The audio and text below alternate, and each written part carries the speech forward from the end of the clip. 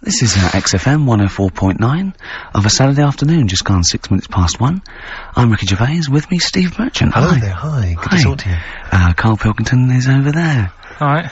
Hey! Keeps it real. Yeah. Respect, Karl. Oh. Rick, I just think, you know, we want to lift off the show straight away. Yeah. Into the, stratosphere. Yeah. And, the best way to do that, it seemed to me, was to resurrect a game we used to play when we first began the show in old XFM days. Do you remember the game? Do you remember the game Make Ricky Gervais Rub me hard. Rub you hard? No. No, that was only in the pilot. We never actually did that on live. Okay, right. No, it was the game Make Ricky Gervais Laugh. Oh, I remember, and we used to get people, Karl, you probably didn't hear it, we used to get people to sort of send in pictures and, jokes and stuff. And if I could make Ricky laugh on air with those, he won a toffee. Then they won a gift of some kind. Yeah. Anyway, a lot of emails actually saying people love your laugh, Rick. So in a sense, we're giving the public what they want. They must be taking the mickey. But this is a picture I found in today's copy of The Sun, so if you're listening at home and you want to know what the picture looks like, rush out and buy a copy, only 40p.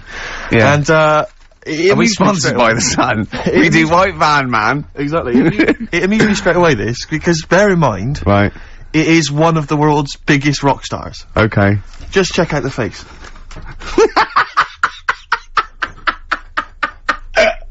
Oh, that's fantastic! Look at that. Oh, that is Michael Stipe. Oh dear, with sort of like looking like, I don't know, some sort of Nazi officer. That's not libelous. That's not libelous. In your opinion, Michael Stipe, yeah, he's outside there during the press conference for Peter Buck's. It's not a good picture. I love R.E.M. and I love Michael Stipe. I think he's a lovely man, but that's a bad picture, isn't it? He's got big glasses on and stubble, obviously still bald head. He doesn't appear to be looking at anything. He's looking right beyond everyone else. Can you see that, Karl? I'll tell you who he looks like. He looks like Zig, I think, from Zig and Zag.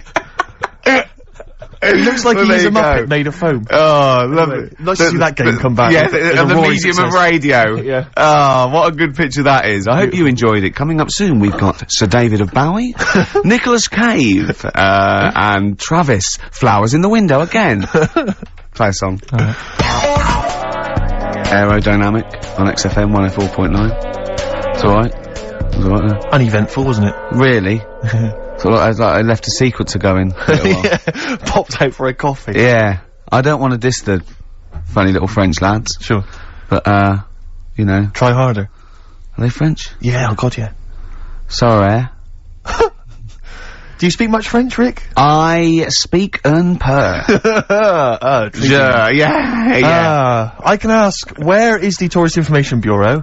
And, I can express my preference in music tastes, and I can order an Orangina, and that's all I can do. I know, bière, blonde, pression, I think. That means, draft, yeah, French. To Emily Music Folk? Oh. That's filthy. So that means, Karl?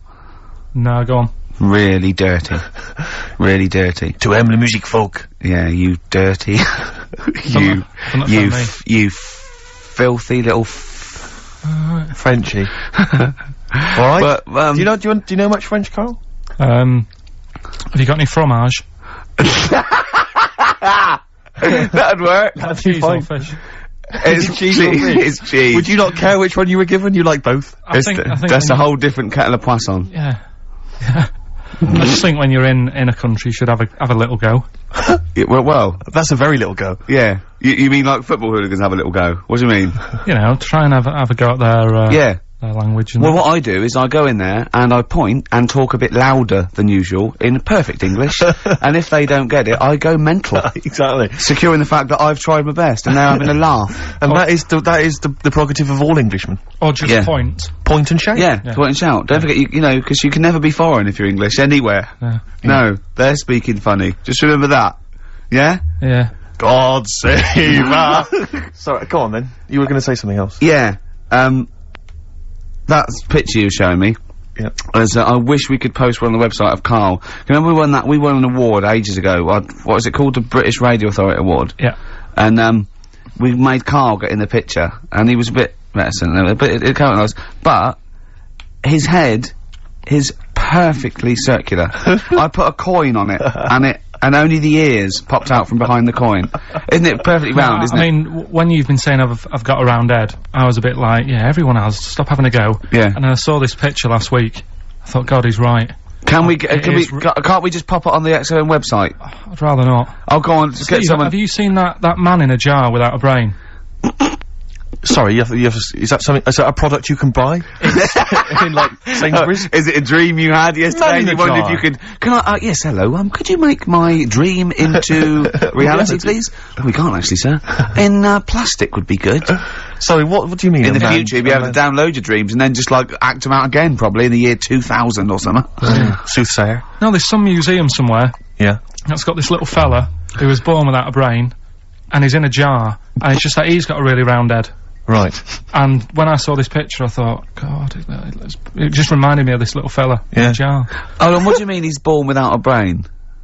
He was born without a brain. So it's a baby? It's not a little fella. Yeah, but it's weird. Do you know the difference? Do you have conversations with, like, people in prams thinking, that fella's little, and he doesn't talk much? Yeah. You know babies aren't, like, little people. Well, maybe... Well, they are little people, but I mean, they're not very small adults. They're not like midgets. They don't do a job of work, is what we're saying. Yeah, you're very, no. What do you mean? I didn't read about it, I just saw the picture. And This is where you're going wrong, Carl. This is always your mistake. You see the picture, you don't read the little caption. But what do you mean? How do you think guess at what you think the meaning But is. how did you know he didn't have a brain? He said something like the brainless man. Yeah, but people say that about you. It doesn't mean you haven't got a spinal cord. I bet somebody's seen it and knows what I mean. It's a famous picture. Right, like call in 08700 800 1234. Once again, you win a prize if you can tell us what Karl is talking about. Just in general. It's an ongoing competition. We're trying to find some CDs to anyone who knows what Karl is talking about. Stereophonics, Vegas, 2 times. Well, we've had calls confirming that there was indeed, a fetus, or a stillborn child. A pickled baby. A pickled baby. No wonder it died. Born without a brain. But everyone has, you know, pointed out that it wasn't a little fella. It certainly wasn't a little fella. No. But because it had been in the jar for a long time, I think it had aged a bit. What are you basing that on? You do carry on growing, yeah. Of course. Yeah. Well, your ears and your nose. Your ears and your nose. And your eyes don't grow, so, you could probably, yeah. I'll dig it out for you. Yeah. Imagine if, like, there was an experiment where they were raising a child just based on the information that we said on the radio. What kind of a person it was like would they be? yeah. And What kind of information would they and have? it took everything literally. Exactly. And I think, yeah, there's no irony or, it was just... They just, everything we said they assumed was fact. Everything that Karl said. And they any assumed was fact. question it had about the world, it could only ask Karl. Exactly. And it was See, now, this worries me because without wishing to be disrespectful in any way, Karl, you know I think you're the best man on earth. When you have a child, we could be in a situation a bit like that. Do you know, is it a concern for you, do you think, that, like, when your son's growing up, or your daughter, and they're asking you questions, you're conscious, I mean, you yourself have admitted that you have a sphere of knowledge which you are an expert on. Ask your mother. You'd say ask your mother. That's good. That's great, fair enough. That's good. And I'd play with it. I think I'd be a good dad. Yeah, I think you would. But I wouldn't be the one who's shouting at it. No. Who would you get to shout at it? Probably Windsor Davis. He'd be good, wouldn't he? You horrible little man! Well, you know, I'd tell it the rights and wrong. You don't have to be a really bright person to know the rights and wrong in the world. Yeah. No, I think you are bright, Karl. You are. And at what point in their life would you tell them about the evolution of the baguette? Which you told us. Or the story of the bee. Yes. That you scored once. Or the 2 children. Would you ever get them to meet as maybe like that? They could be godparents. The friends you had at school. Yeah, with webbed hands. the big heads and Big webbed heads. They hands. weren't my friends. That weren't friends. I wish we could track them down. Oh, that'd be great. I imagine they're in a zoo. Oh, wow. Oh, Yeah. 2 big That's jars. Park, yeah. 2 big jars. Industrial strength jars. Oh, dear. Man. Guess what? Go on. This is one of our last shows. We're going away, I'm afraid, on the, 4th of May, isn't it? I can't remember. That's our last show, the 4th of May. Yeah, not forever. I brought a downer on the whole thing then, Yeah. didn't I? There's people cheering. Well, guess who's taken over from us? And I found this out. I was watching Liquid News the other night. Right. No one had called me. Zoe Ball. Well, she's a good presenter, but is this confirmed? I don't know. Or should I have said that? Is this true? Yeah, I think so. Oh, yeah, you've done it now. Yeah. She was in the other day, you watched it on the telly, so... Yeah. But what annoys me is, this is rather like when we got, according to last week's Media Guardian, we got rapped for saying the word cock on the radio. And, what we never did we? We had to read that on the internet. No one ever told us that just slipped out your mouth, didn't it? What's that, cock? Yeah. Yeah. Yeah, so anyway. And, now we don't even get told face to face that Zoe Ball's gonna take over. Yeah, but it was only, like, sorted out the other day, and then when I saw you We're allowed to say ball, aren't we? Yeah. When I saw you yesterday, I said, yeah, it's... So we're not allowed to say Oh. No. I'm not going to say the word, and we're not going to say. We're not allowed to say the. We are allowed to say the male bird is a cock. We're not allowed to say the other one, but we are allowed to say bull. Yeah. What if her and her dad, Bobby, would we be allowed to say a pair of balls? Would we be able to say that? And I don't know. I don't think he's part of the deal. So you don't need to. In fact, if she's listening, call in and confirm it. We'll let her on the air, won't we? As long as she doesn't swear. Yeah, don't be rude. Yeah, don't be rude, Zoe. Blue. Yeah. Don't be cheap, basically. Better warn as well not to leave too much nothing lying around, because it'll be gone. Especially if it's skag. Echo and the Bunnymen. Killing Moon. Good to hear that again. Yes. On XFM 104.9. Who are you? I'm Ricky Gervais. Who are you? Steve Merchant. Who's that funny little round-headed fella over there? Karl Pilkington. Pilky. Pilkers. Well, she ain't called, so mustn't be true. I just didn't think we were, being disrespectful to her, because we both think she's a fine presenter, and I think she'd do very well on there, and I think it's a good move as well. Yeah, but can you just say it's not forever? Isn't it? No, I think she'll become more popular than us. And I think that'll be the end of us, to be honest. Well, she can string a sentence together. I think she'll get lots of PR and everything, and she goes out with Big Boy Slim. Big Boy Slim. Who's, you know... A good DJ. He's a good DJ. And, is her name Zoe Slim now? Yeah. Right. You know, there will be nothing. It's 3 months, innit, she's taken over for. Is she getting paid the same as us? I don't know. We'll find out. I bet it's a hell of a lot more. I'll go mental. I bet it's good money. It's good work. I'll go mental. Yeah, well. Well, there you go. What are you gonna do? I'm, for 3 months. I'm gonna have Saturdays off. Is she, are you gonna present with her? Are you gonna come on and press the buttons? He's not allowed. No, I hope not, because, you know, you're our whipping boy, co-presenter. Yeah. You're like our little fella in a jar. Yeah. In fact, that's what we should do with you over those 3 months. Keep it in a jar, and we can have it in alternate weeks. Like step-parents or whatever. Yeah, that'd be great, wouldn't it? Brilliant, just you can me and Steve will fight for custody. Yeah, it'll be a big jar though, you can put stuff in there. You can have, it won't be like, full of water or vinegar or whatever they do, or you won't become Pickled Carl. No. It'd be like an big air chamber, and you're sat there, and it'd be like a little, what would it be, an armchair or something? It'd be in an armchair, and we'd have stuff in there, and we'd bring your girlfriend, like, once a week, and she'd go, no, we put a blanket over the top, so we wouldn't, you know, see anything. But like the Big Brother household. Exactly. Yeah. Now, that's a hell of a documentary. Oh, that'd be amazing, wouldn't it? Carl in a jar. But anyway, that's what, so we're going away on the 4th of May for 12 weeks. It's a long time, isn't it? We were doing the second series of The Office, so we can't be around, I'm afraid. And Zoe Ball's standing in for us. And, that can't be right. She's not I don't think you can say standing in for us. Isn't that right? Taking over the show, I think, would be fair to say. I don't know. I can't say anything now, can you? I'm worried about that. Just because he goes up with Big Boy Slim, you gotta be careful what you say. Yeah. Carl, you look upset. Are you starting to think that we're getting melancholy now, that you're just gonna sit at home? What are you gonna do every Saturday? Dunno. Go shopping. Let's sort out a jar. We've got to do the balloons before then as well. You've got to send you up in a balloon. Maybe we can send you up in a balloon and you come straight down into a big jar. Yeah. And they put a giant cork in straight away. yeah, and there's a big chair. I'll tell you what we could do. We could set you adrift like Robinson Crusoe, set the bottle and see where you end up. If you find me, yeah. Oh, you might go to an uninhabited island or something. I'll tell you something learned in the week. Go on. Just reminded me there about going up in the air. Go on. Right, if cars could drive up, it only take an hour to get into space. Which is great. Going how fast? About 50 miles an hour. You just made that up, didn't you? You just guessed that. You just guessed it. You just said about 50. Yeah, see, this is what worries me. If you have a son or a daughter, age 50, he's gonna be out in the street with a ramp pointing into the sky. Dad, how long do elephants live? About 1,000 years. 1,000 or something. I wouldn't say. Dad, how much can an ant lift? About a quarter of a kilogram, probably. About 2 bags of sugar. If you guess, it's not fact. Yeah. Just because you thought it, that doesn't make it fact. Does anyone know how long it'd take a car going 50 miles an hour? People are phoning in about anything now, Rick. Yeah. We asked them to phone in about the jar thing. Switchboard lit up. It's crazy. You ask him to friend in about, like, you know, something sensible, like Che Guevara, or, you know, the life of Winston Churchill. There's nothing. That is really a demographic sort of snapshot of our fans. Our audience. Ask them about a dead baby without a brain. Oh, yeah. And they're reaching for their phones. They don't mind what their bill is that much. We ask them for, you know, I don't know, great quotes or something from the great philosophers. Nothing. They're just asking them at where the to buy, phone. meths cheap. Straight on the phone. Oh, do you know the quotes that Ricky gave me last week and I turned them down? Yeah. I got home, girlfriend had a go at me. They don't know you turned him down. What you know is that he said he didn't want to take the book at the end of the show, so I'm not taking it, it's too difficult. I'm gonna go and get a nice one, and go on, carry on. So I went home, and Suzanne said, where's the book? She was really looking forward to having a look at it. I said, I gave it him back, I wasn't up for that. And yet, last week I was ill and stuff, I wasn't in the mood for learning. Yeah. So I'm not having it.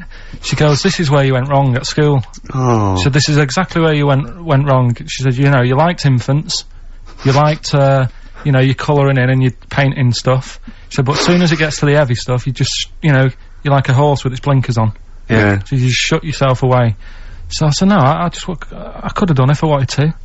So anyway, we went and bought a quotations book, so I have got some quotes. Yeah, what's the quotation book you bought? So I was asking him to, read Keats and Wilde, Wordsworth, Shakespeare. What did you buy? It's quotes with, like, Eric and Ernie and that in it.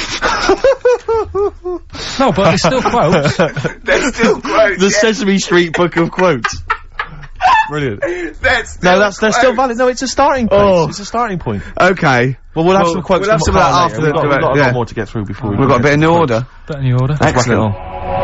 New order, here to stay. On XFM 104.9. Someone, I love our listeners, I really do, right?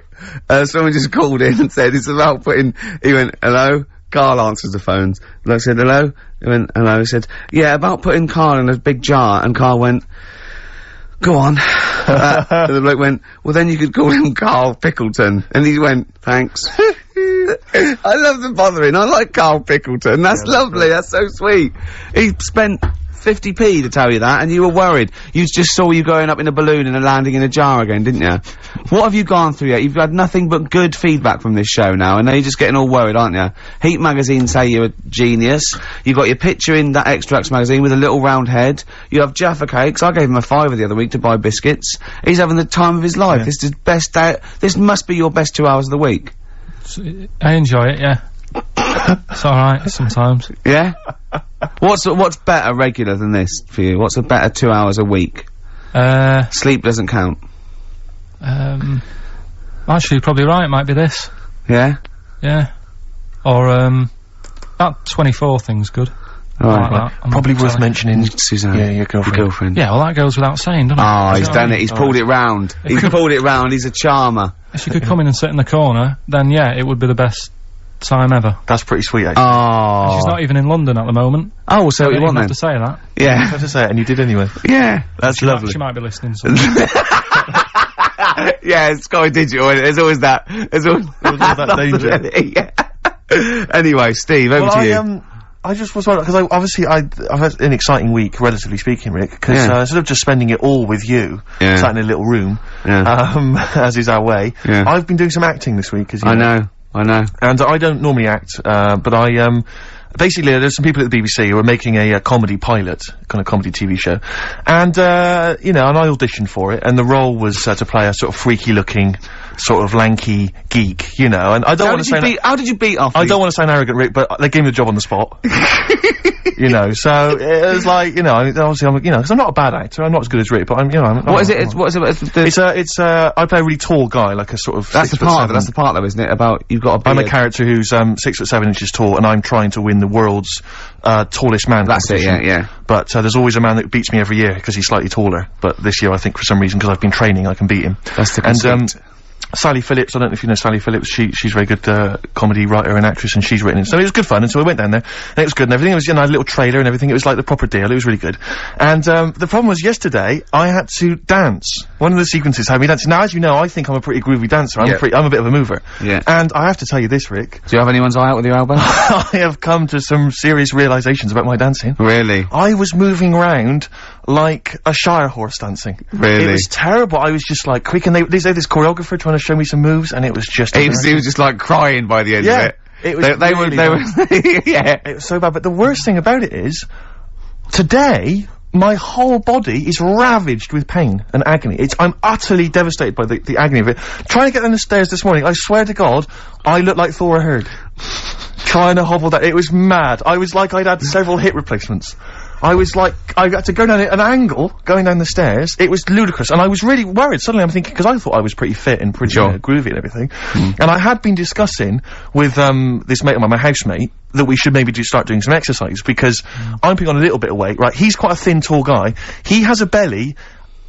I don't know how to summarise it. Have you ever seen the film Junior with Arnold Schwarzenegger? Yeah. It looks like that. Really? It's slightly grotesque. So the two of us, so we decided that we were going to do some exercise together, right? This is what we're going to do. Each morning we were going to get up, we were going to exercise together. That won't happen. Right, well, no, but wait, Rick. You see, you're wrong, because a couple of days ago I said to him, listen, what we should do is get one of those, like, health videos, you know, those kind of training videos, what they called, like, I don't know, they might have an aerobics thing, or a sort of hour-long workout. And I said to him, get one of the ones that's hosted by, like, Pauline Quirk. Elle Macpherson or Cindy Crawford, you know, someone like that, someone sexy, right? So, I swear to God, we went down this morning, we put it on, right? Just want you to picture this scene, right? It's me and my mate in our shorts, right? 9 o'clock in the morning, working out. You didn't actually do it. To Helen from Big Brother's video, right? It was the cheapest one, Steve, you told me.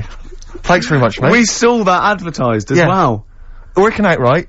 And the two of us in our shorts, she's there, like, you know, she's the closest there is to a living Homer Simpson, right, shouting out stuff. I just wanted to be reassured, Rick. There's nothing gay about that, is there? There's nothing a touch kind of fruity about that image. No, I mean, the ones you do avoid would be sort of Liza Minnelli workout. Cher. Graham Norton, obviously. Yeah. Dale Winton. Gay Byrne. Right, sure. He's not gay. No. But, I mean, the name's a little bit gay, isn't it? Yeah. So I think Helen from Big Brother, you're probably safe. Who else? I don't know what else to tell you, really. But I mean, because I know you've got a personal trainer, I'm obviously not in that kind of state, there's kind of states at the moment, I don't have that kind of cash. No. But, you know, I'm obviously quite excited. What have I got to look forward to? Do I go through a pain barrier? My trainer, Pink Eric, we call him. Yeah. No, I sort of box a little bit. But what I'm saying is, do you go through a pain barrier? No, I stopped way before that. Right. And I sit down and have a beer. Right. There's no point in going through pain, because it'd just put you off. Sure. So, if you start feeling any sort of pain, or any, breathlessness, or any aches, sit down immediately. Now, is it right that he's worked out a special routine for you where you don't have to get up? Yeah, well, he actually said, I remember the first, I got my food diary, and he was looking at it, and I could see he sort of feared it. He feared taking on this challenge. And this is a true quote. At one point, he said, right, okay, cut cheese down to 5 times a week then. I must have haggled from 4. Cheese down to 5 times a week. And it's sort of like, I'm my own worst enemy. Because if I cut out cheese and beer, I would just lose weight. Like, it would drop off me in a month. So what I'm doing, I'm fighting it all the time. I haven't changed my sort of eating and drinking habits, but I now work out 3 times a week. It is an uphill struggle, Steve. Yeah, of course. It's just, so you're just keeping an even keel. I know, well, yeah, so I can live longer to eat more cheese and beer. Do you exercise, Carl? Do you do any exercise whatsoever? I used to go to a gym in town, but it wasn't the sort of, the hard work of doing the, you know, the stuff. It was just like, it was like 60 quid a month. Yeah. I thought, well, crazy, isn't it? That's not good. So I just got out of my way to sort of walk everywhere. Do you know what I mean? Instead of jumping on a bus, like a nice day like today, walk into work. Or, you know, run up the stairs. You're skinny though. You run up the stairs. What? You're really skinny though. No, but I do eat a lot of, like, crappy food, so I reckon, I mean, what did they say? When you get to 30, it all just, you go mental, don't you? Yeah, they say that, play record. That's the philosophers, isn't it? When you get to 30, you go mental. No, Descartes. Yeah, I think so, yeah. Play record. Bit of Bowie? Oh, yeah, I brought this in. You'll love this, Steve. Oh, you know this, I think, I'm sure. This is, a great Bowie track off Aladdin Sane, one of my favourite albums. And this is Lady Grinning Soul. It's beautiful. Badly Drawn Boy, Silent Sigh on XFM 104.9. I'm Ricky Gervais. You can do your own. Oh, right, okay, my name's Steve Merchant. Yeah, Carl. I'm Carl. Yeah, exactly. You've not lost interest, have you, Rick? No, of course I haven't. Okay. Go on. It's silly to, I've said it once, I was a bit bored with just saying your names. Okay. I don't mind saying mine, because I'm sort of interested in that. Yeah, sure. But the other ones are sort of more of a chore. Do you know what I mean? There's nothing in it for me. Yes, there's no actual I'd rather not mention either of you. Okay. So, if you want to do it, from now on. Yeah. Okay? Yeah. Okay. Well, listen, obviously still got plenty to come. We've obviously got some great music, Rick, and that's I've got, a bit of Nick Cave and the Bad Seeds. Actually, an album you introduced me to, and I'm gonna play, Into My Arms. Looking forward and to you that. know how beautiful that song is. That's true enough. Yeah. But, I was talking about this little bit of acting I was doing yesterday, and, not wishing to be disrespectful to anyone that was involved, but there was, obviously some extras or supporting artists, as I believe they're known, and, you know, all good, lovely people, really putting the effort in, doing good work and everything, but there's just one guy I was stood next to, and, you know, he's quite a tall guy, not quite as tall as me, but tall guy, you know, quite a good looking bloke or whatever, and, I just sat there, and he obviously gets quite boring, because there's a lot of just hanging around and people waiting and stuff, fixing lights. I just stood next to him, and he just went, oh, he was looking for something to say to me, obviously, and he went, looking forward to the new Guns N' Roses album? And I went, I didn't realise there was one on the way, actually. He went, yeah, obviously they, Slash won't be in it, because obviously Slash is no longer with them, but, bloody a sweet child of mine, one of my favourites, just started singing some of the songs.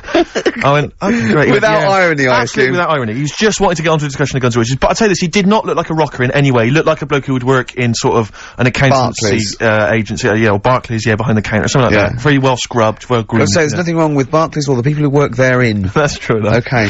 So he goes, yeah, I mean, I got into them with Appetite for Destruction, the classic first album, but I even, you know, I enjoyed the Spaghetti Incident as well. I mean, I like all of them. Yeah. And I'm like, right, okay. And he goes, I said to him, you ever seen them live or anything? He went, I have not seen them live, no, but I was lucky enough to be at Donington, Monsters of Rock, and, Slash's Snake Pit was playing, which was Slash's solo effort. Yeah. And he went, I've never been to, those live gigs before, and, I was down in the mosh pit. Oh, man, and I was down there, and I'll tell you this, have you been in the mosh pit? I went, I'm not, oh, it's crazy down there, it's wild. A guy threw a punch at me, I punched him, knocked him straight out, he knocked me out, so there was this fight went off, oh, it was amazing. I went, you gonna go back? He went, no, I won't, because once you've done something like that, you can never repeat the experience, you know, I mean, everyone there was dressed in black. I think I was the only guy wearing a white t-shirt. I was like, okay, I could just imagine him tucked in as well. That's why I attacked him. Exactly. It's like ants. Yeah. They Slash himself, so yeah, there's a termite in the nest. Exactly. And they just turned on him. But so I'm going, okay, so do you go to gigs often? He went, no, I don't think I'm ever gonna go to another rock gig.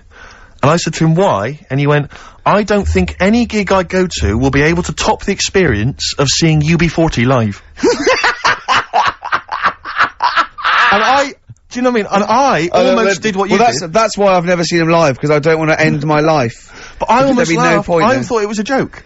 I thought he was making a joke, and I was about to laugh, and I realised he was deadly serious, and I went, UB40. Oh, good were they? He went, absolutely blinding. One of the most incredible live experiences I've ever seen. I imagine. Did they remarkable. do songs in a sort of mock reggae style? Apparently for 2 hours. And then he began to tell me which of his favourite, he went, I don't know if, I said, have they done anything recently, or put anything out? He went, I don't think they're gonna be able to top, those classic albums, Bag of Riddim, and Rat in the Kitchen. I remember once when I went to sign on, okay, and I don't know what year it was, must have been like 1979 or something, and, I left school, and, tell me if I'm wrong if it wasn't out then, but this bloke was at the back with sort of like a ghetto blaster, and he was playing 1 in 10. Right. Obviously making a point, he was in the dole office. Everyone ignored him, and when it finished playing, he turned it down. And he took a number and queued. The days when they were a protest. When was that? What year was that? What year did someone can pinpoint that for me. Phone in 08700 800 1234. I know it just come out. But what was amazing is when he said that about UB40 being the best live experience you've ever seen, it was one of those moments where you thought, I never thought I'd hear someone say that. Yeah. Do you know what I mean? I don't know why I can't understand what kind of person you are. I suddenly realised at that moment there was such a chasm between us. Is there anyone out there whose favourite band is UB40? Red Wine, maybe. UB40, yeah. Oh, they're a great bunch of blokes though. You see them, they crack me up when I see them interviewed. They're really funny. But, once you've heard one, that's pretty much it, isn't it? Absolutely. I imagine. I mean, I don't know. Maybe I'm a Philistine. Maybe there's some hidden depths to them that we don't understand. Maybe some great tracks that you could point out if you're a big fan. Well, I'm never gonna go and see him because why? No. Why sort of like top your experiences? Exactly. You know, because you're never gonna better it. When I know I'm definitely dying, I'm gonna go. You'll summon them to play for you. Get me Get me Labour of Love live. Do Right in the Kitchen now. This is a little bit of a treat that I thought I would charm you with, Rick. From The Cure's Greatest Hits. This was this double CD that they brought out recently, including 18 acoustic versions of their greatest hits. Yeah. And this is the acoustic version. What have you gone for? I've gone for, glad you've asked, Just Like Heaven. Wise choice. XFM 104.9. Lovely, that one. Brilliant, isn't it? The acoustic version of Just Like Heaven from The Cure's double CD I'm loving it. collection. Now, again, I broke the rules in the week. I met up with Karl. I had lunch with him. And we were chatting and having a cup of tea. And it got onto one of Karl's favourite programmes, was the Tales of the Unexpected. Ah, of course. And all I can think is that he's probably the only person in Britain where they were unexpected. I mean, to him, when that twist came in, you go, gee, I can't... Yeah. Oh, God. Can't believe So it was the tree that did it. I mean, he was probably the only... And we were telling all these stories of horror, and he liked horror stories. And I told him this story. And I don't know if this had come across the radio, but I told him this story. It was a short. It was a horror short. This was a film you saw, was it? Yeah, yeah. And, what it was, it started off just there'd been a car crash. You see, it's a horrendous wreck. And you saw it from the point of view of the person in the car. And he was calling for his mate, and he was going, Dave... And he sort of looked over and saw a body without a head that had been thrown at. He goes, oh no, Dave.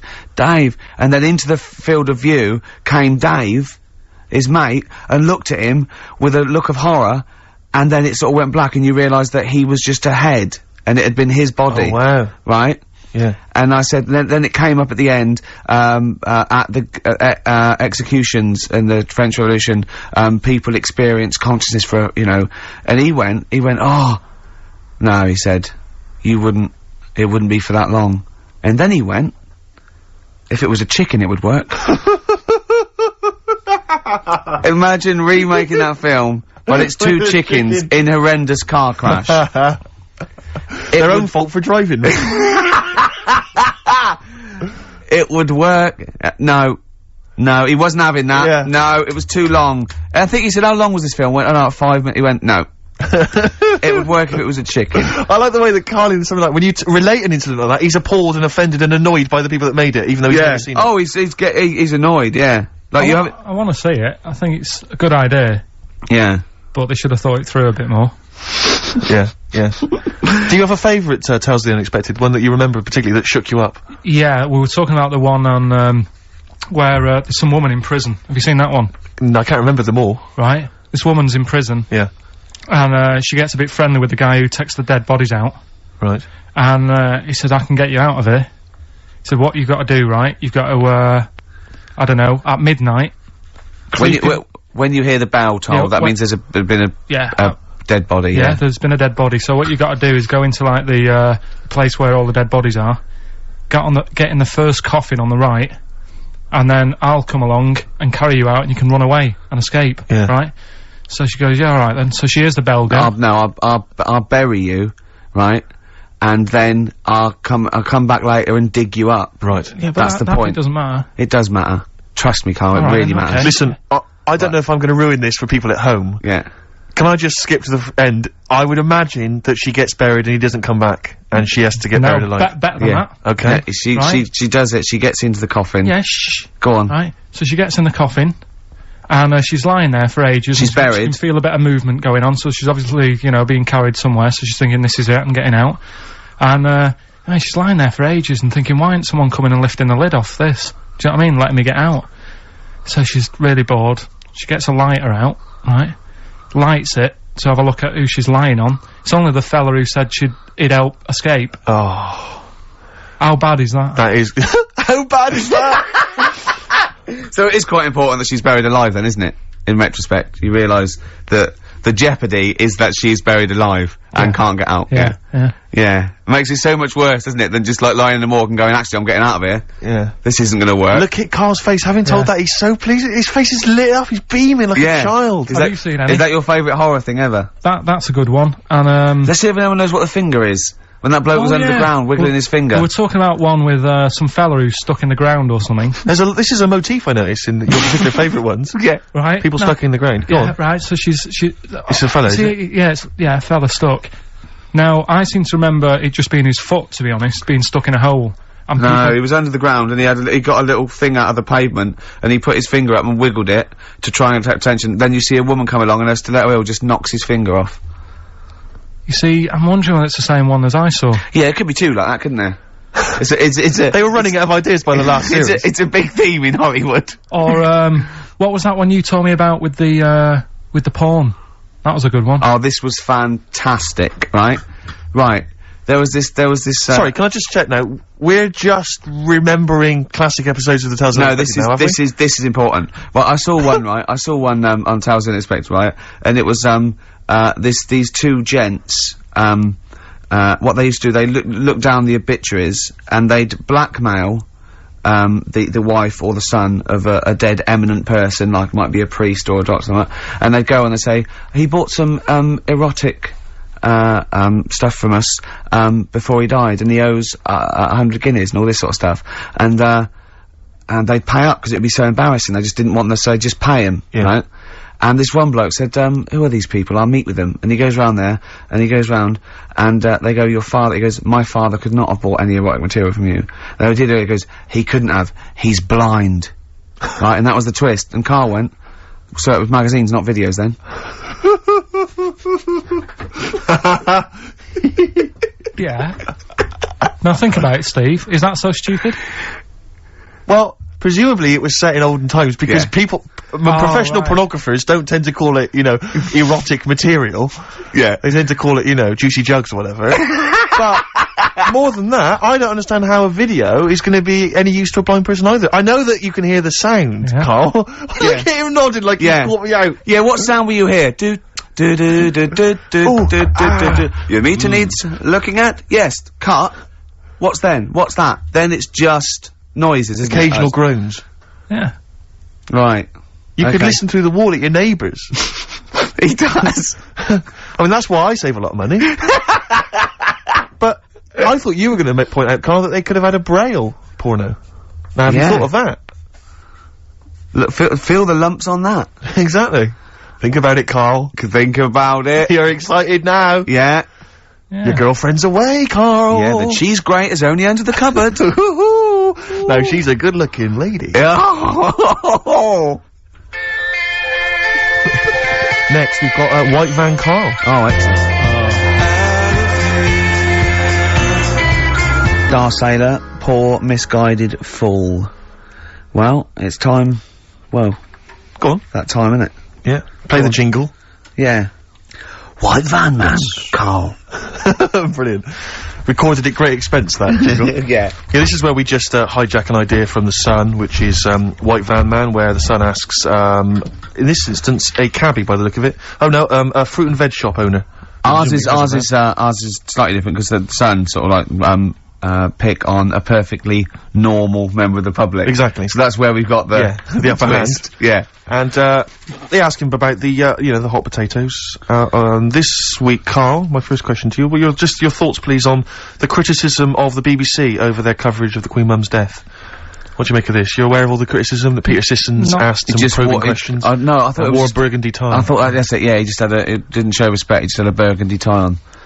See that's not really not showing respect, is it? No, it's not. You know, you show your respect by sort of doing the news on it, giving her a bit of coverage, and showing, you know, what publicity. What a good woman she was or whatever. Yeah. And then you move on to sport news or whatever. Do you know what I mean? Yeah.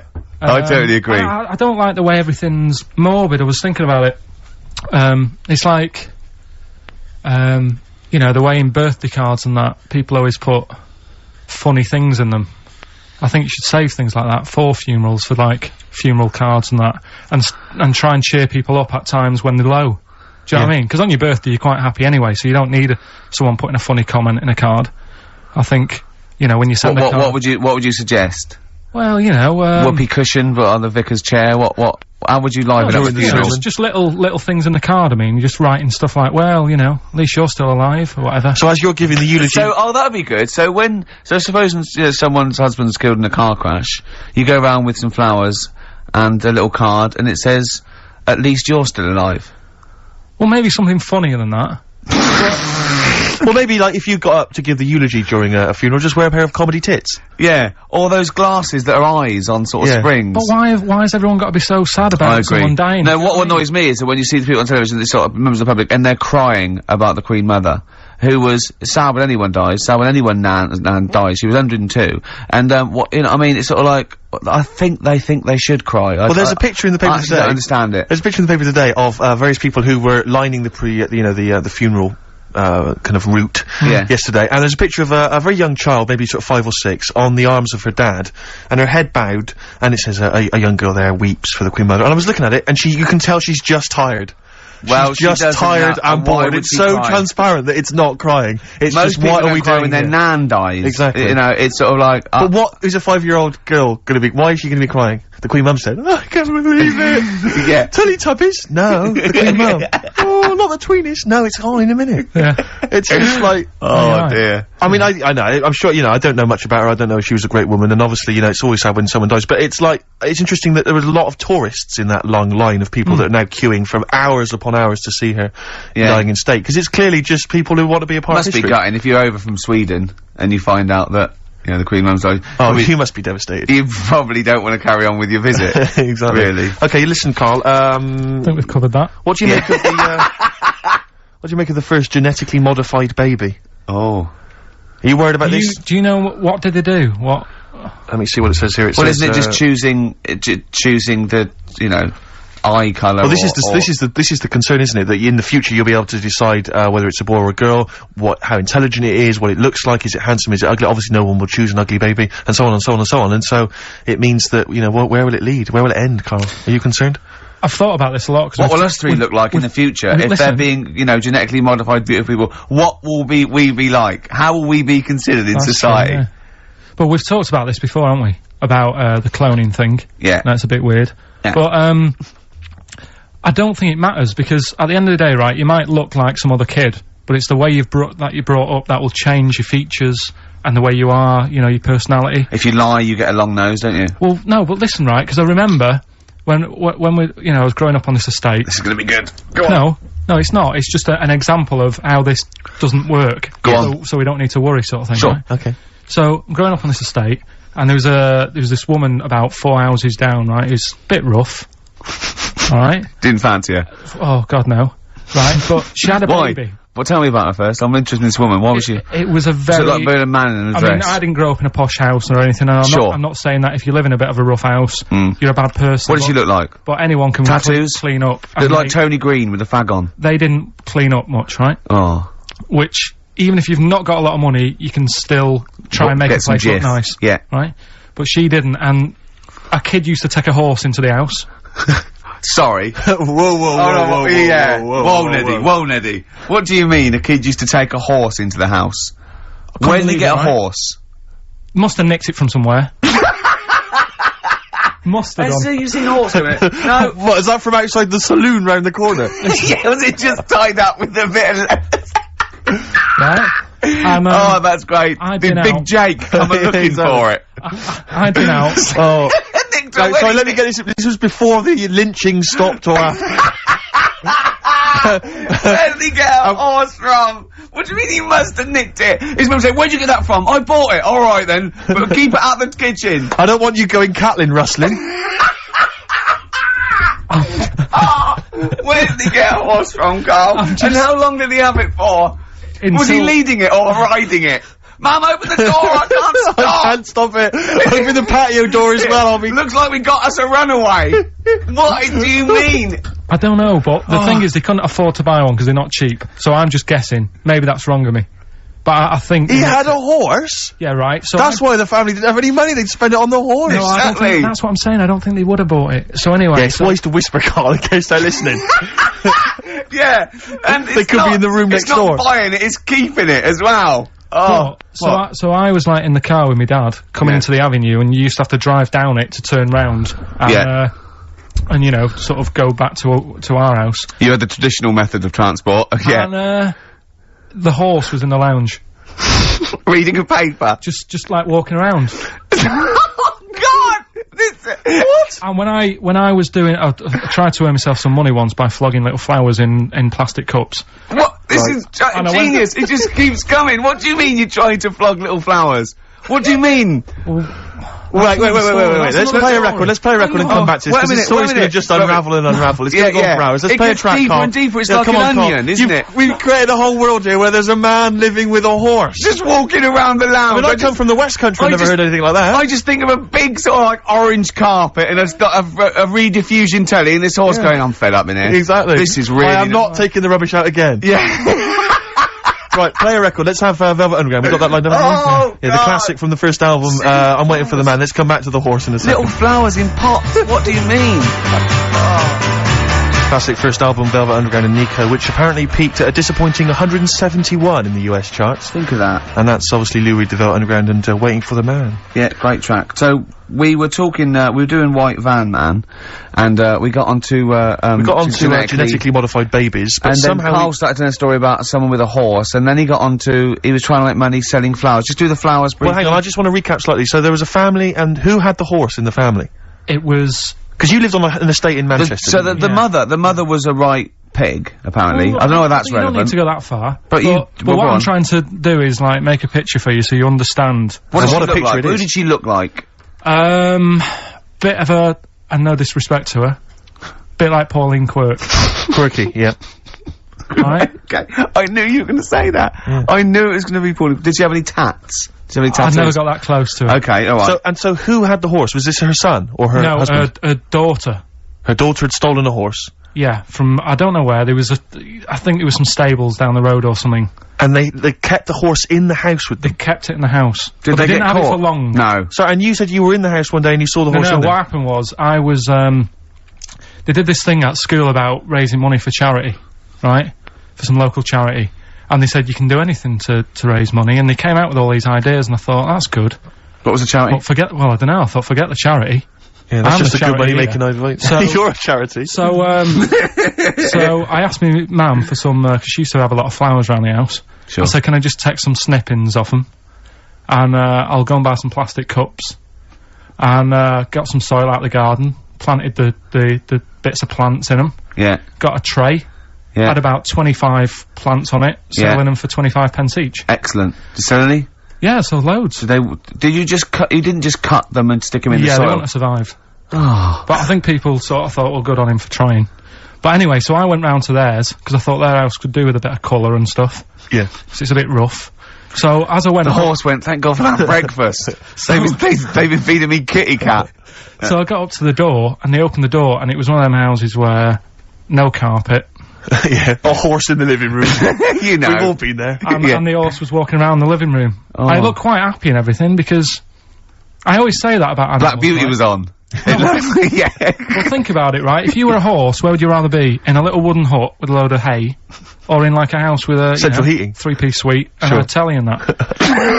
Telly and that! No, but I was saying this the other day. and an Atari. Right? I was walking through London the Commodore other day. 64, Yeah. rubbish. Exactly. Walking through London with Suzanne, right? Yeah. And you know, like homeless people always have dogs. And Yeah. she said, oh, I hope she looks after it. I said, that dog is happier than most dogs. Right. Because people always walk past and give it a pat on the head. Yeah. It's with its owner all the time. Yeah. It's out in the open, it's not locked up in a house. Yeah. It doesn't You know what I eat, mean? but other than that. No, it does eat though, they're always alright. So that's what I was saying, I think this horse was doing alright for itself. Do you know what I mean? Well, not many horses have got their own house. Exactly. For a start, yeah. But anyway, that's That's what by we the were talking by. about. Yeah, so anyway, this family, who's a bit, what we were talking about, it was about cloning. Genetically modified kids and all that stuff, yeah. Right, now what I'm saying is, you could say, you know, right, Steve, you could have a baby, right? And Ricky could see it and say, God, I want one that looks like that. Yeah. Right? It could happen, Rick. So... Come on, work with him. So you take it to the doctors, and I don't know what they do, they inject it with something or whatever. Yep, that's how it's done. Yeah. And, get a little baby, and there it is, it looks the same. Now, the thing is, you separate, you both go off and do your own things. Yep. Right? Now, you look at Stephen, you look after your baby. Yeah. You treat it well, you give it good food and I'm that. a good dad. All the vitamins and stuff. Yeah. Ricky just gives it cheese. Right? So, then it changes its looks, it goes a bit fat. You know, it gets tired easily, and that sort of thing. Now, when this family... Why am I just feeding a baby cheese? Right, this family had a horse in their house. Yeah. They had a little baby. And my mum went round and said, you're not going to believe this, but it's a beautiful looking baby. Right? Yeah. And I was like, well, you know. And, the weird thing is, it was a good looking kid. But as time went on, they didn't really look after it. And I'm not saying, like, abusing it, but it used to run around, it used to play out till, like, 10 at night. Yeah. It used to chase cars. Right. It was a bit... Did it have hooves? Yeah, no. Chase cars! Right? What sort of kid chases cars? Oh, God. Now, was it called Rover? the weird Did it catch stick? It's Liam, it was called, right? Right. Now, the weird thing is, it was a good-looking kid, but as time went on, and all that, like, not eating properly and its hair was all patchy. It's not Liam Gallagher, is it? And chasing cars on that, and it became an ugly kid. It's definitely Liam Gallagher. And that's what I'm saying, right? You can clone all you like, but at the end of the day, it's how you brought up. Brilliant. Wow. Wow. Life. Wow. That was a hell of a point. Oh, God. But am I right? You're always right, Carl. Finally, White Van Man, what do you make of the fact that Sainsbury's are bringing in square tins? Is that a concern for you? Is that true? Apparently so. Why? Don't It's know. like it's easy to stack. This is what the guy in the Sun has said. That should be interesting for... That should be... His comment on Sainsbury's are bringing in square tins is that should be interesting for meatballs.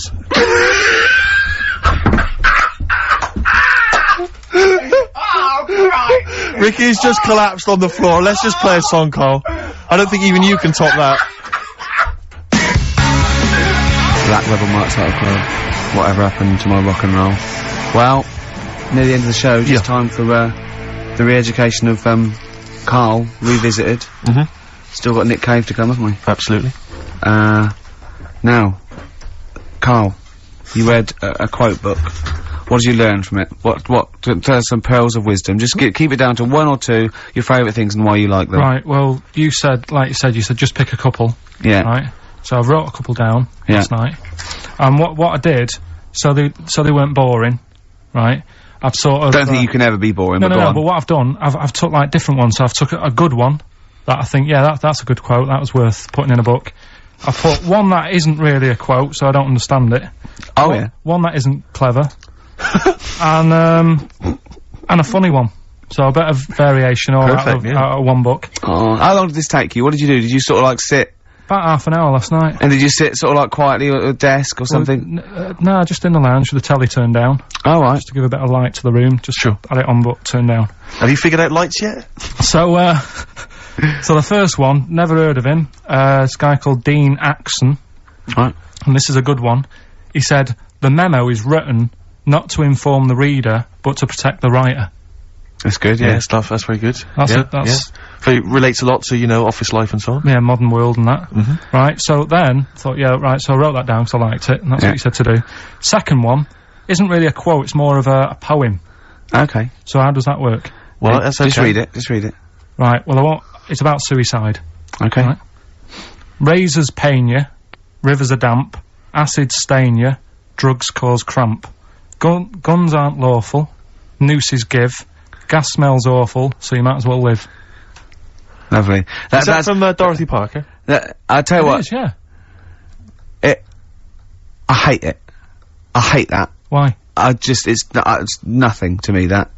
I think and that... it's just a sort of weak, shallow piece of mock comedy. This is why I did it in that order, because that's what I thought. It's sort of like a zany vicar would write from living in Frome when he's about 55 and get it published in the... I hate it. Alright, so you're saying you're not a fan of Dorothy Parker's work, right? Now the next one, Oscar Wilde. Yeah. Right, he's known, isn't he? Yes. Look what he comes up with. All art is quite useless. Well, that's... What's up with that? Well, it isn't added art. No, I know, but it's... Go on, next. But how has art helped you? How has it been useful to you? It was a bit of a... It's one of the only things I like doing at school. Right. Do you know what I mean? When I made that little clay man, fixing a car. Yeah. You made a clay man fixing a car, I forgot about that. How can he... I think that's stupid. And especially that it's gone in a book. Sure. Do you know what I mean? Okay. It's easy to diss things. Yeah, it's harder to do things out, you're right. I don't think art is useless, by the way. But then you don't have to agree or disagree with some of these things. Some of them are, you know, sometimes it's just their thoughts put eloquently or poetically, isn't it? And it's just, you know, to provoke a reaction as much as anything. Yeah. Well.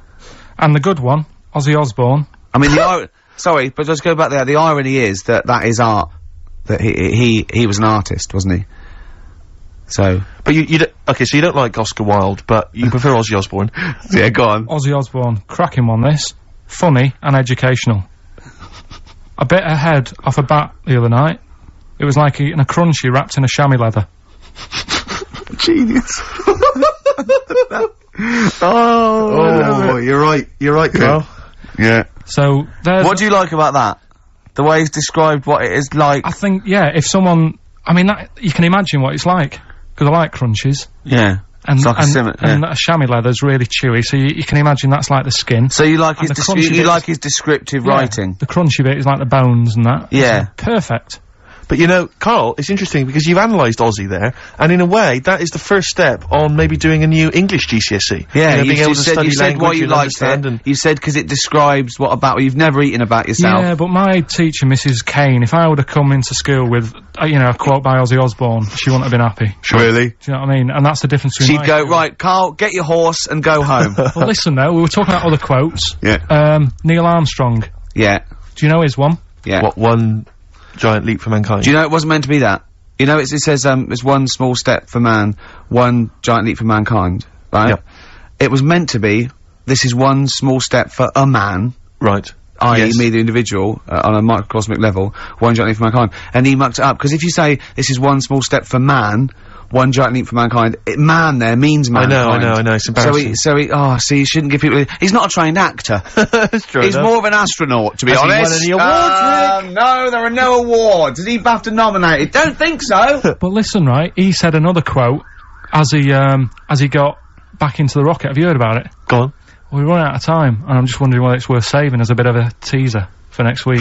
What did Neil Armstrong say as he got back into the rocket? Yeah. Is it going to Shots be away. something like, that was boring, wasn't it? The mic's not still on, is it? Yeah. They're not still listening. Well, that's what I was saying to you. He could have said that, and it would have That's still not gone down. cheese. It would have still gone down as an amazing quote, wouldn't it? Well, listen, I think you should save it, Carl. You tosser, I was meant to go No, first. I'll tell you what we'll do, Carl. We'll squeeze it in before the end of the show, because Ricky, you got to play your song for the lovers. Oh, we should this- play this. I don't think we'll fit it in. We might have to save it. Don't worry, we'll see what we can do. Well, Let's next play, week, by the way, you've got happiness quotations, a collection of thoughtful words and beautiful paintings. I'll just give you an example of one. Happiness is a perfume you can pour on others you cannot pour on others without getting a few drops on yourself. It's lovely that, isn't it? Brilliant. You can't be happy with that.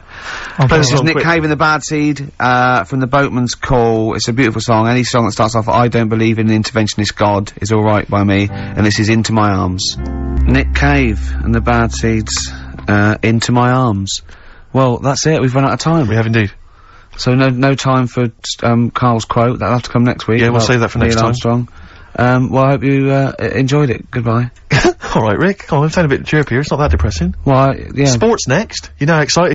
Chào các mọi người, và hôm nay bên em về một chiếc Hyundai Accent xe sản xuất 2018 bản đặc biệt, động cơ 1.4 thì cũng khá là tiết kiệm xăng, và phiên bản màu đỏ đã qua mùa ống lũ mọi người nhé, rất là đen là đã qua mùa ống lũ rồi.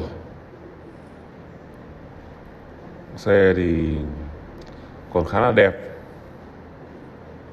Bây giờ em sẽ quay tổng thể chiếc xe, và chiếc xe này giá rất là rẻ thôi.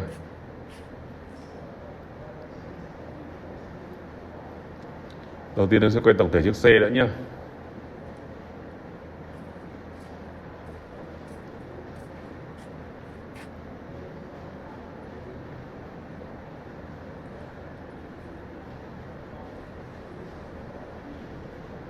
Các bạn có thể thấy rằng đèn hậu rất là đẹp.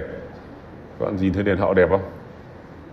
Lốp la răng còn đi dài dài, tay nắm cửa mạ chrome mọi người nhé. Thật sự xe rất đẹp, sinh nhiên tích hợp trên gương này.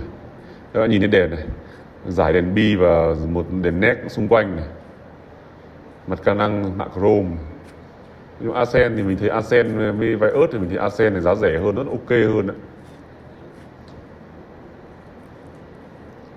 Bây giờ quay vào phần nội thất đi.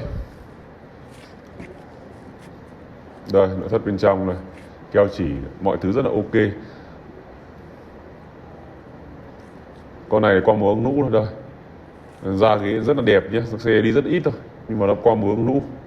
Đấy, bản đặc biệt.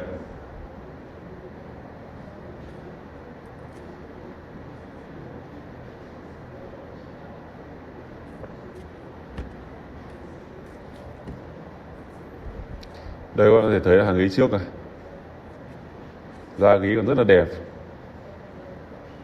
Vô lăng đã bọc, DVD tiếp kem nồi. Đấy, Cần số rất là đẹp, mới.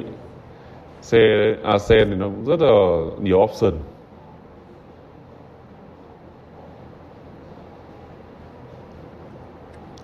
Cửa sổ trời. Bản đặc biệt có cửa sổ trời. Bây giờ thì em sẽ khởi động xe cho mọi người xem. Đấy. Xe vòng tua dưới 1.000. Đấy. Điều hòa rét buốt, gió mạnh, bản đồ, mọi thứ.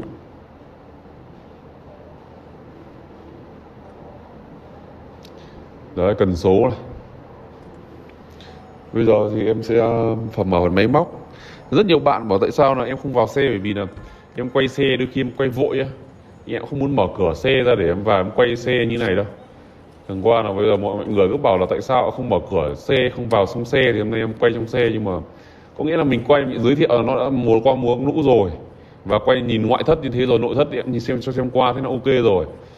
Cứ nhất thiết gì cứ phải như này, cứ phải mở lắp cabo, bây giờ mua qua mướng lũ này, em lấy ốc cabo này đã bung rồi. Đấy, máy móc đã bung rồi. Thế thì bây giờ thì cần xem thì đến trực tiếp xem chứ. Các bạn bây giờ các bạn xem qua đây thì cũng chỉ có giải quyết vấn đề gì. Nên là em cũng báo như thế là mọi người đã biết nắm được rồi. Một là quay tổng thể, và hai là em báo là xe đã có múa lũ thì nó đã mục đích ngập nước rồi, đơn giản thế thôi. Cứ phải bảo em là không phải mở cửa xe mới lại mở lắp cabo làm cái gì. Đây mở đây có giải quyết gì không? Đấy, em chỉ cần báo đời xe và báo nó bị tình trạng như nào, báo giá thế là được rồi. Mọi người rất là mệt người, nhưng mà thôi được. Hôm nay thì em sẽ quay tổng thể cho mọi người xem. Đấy, cốp thì hố hạng B, cốp rất là rộng, thế thôi. Và chiếc xe này thì nó có múa nũ, vì vậy là bên em đang báo giá là một mức giá là 300 triệu. Ai mua liên hệ sớm. Còn nếu bên em mà ghim đã bán thì không còn nữa đâu. Vì vậy ai mua liên hệ sớm, xin chào mọi người. I was in a bad mood already. He's been in about 3 minutes and he's in a bad mood, getting stressed. If you can't hack it, leave.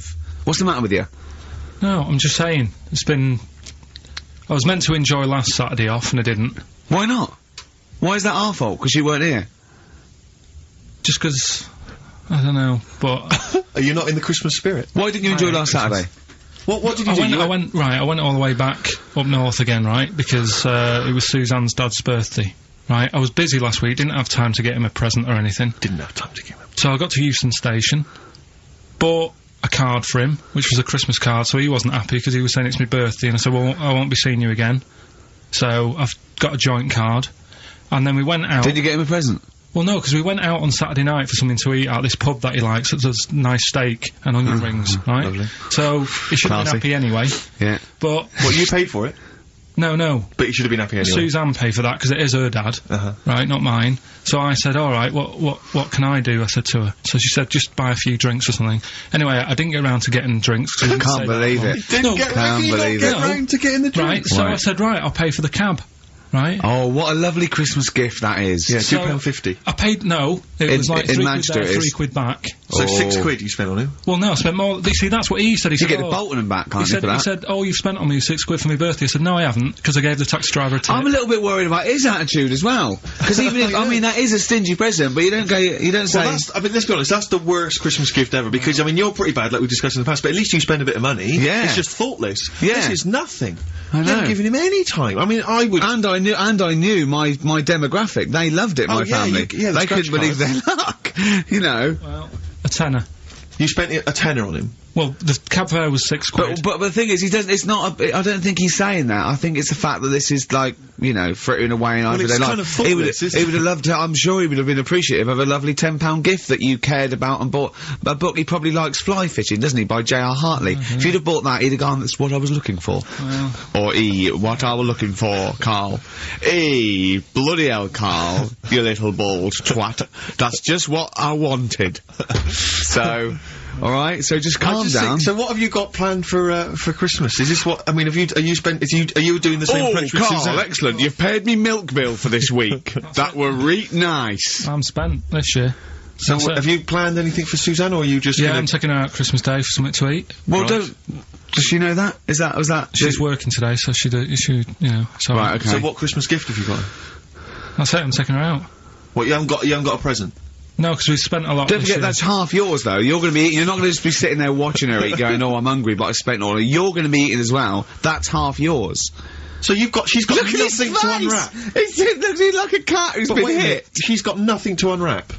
There's nothing. She's going to hand something over to you, because I've met the woman, she will. She'll hand something over, you'll open it, you'll love it. I might get something today. But you shouldn't take me to begrudgingly persuade you to do it. God. Yeah. Right. So. Yeah.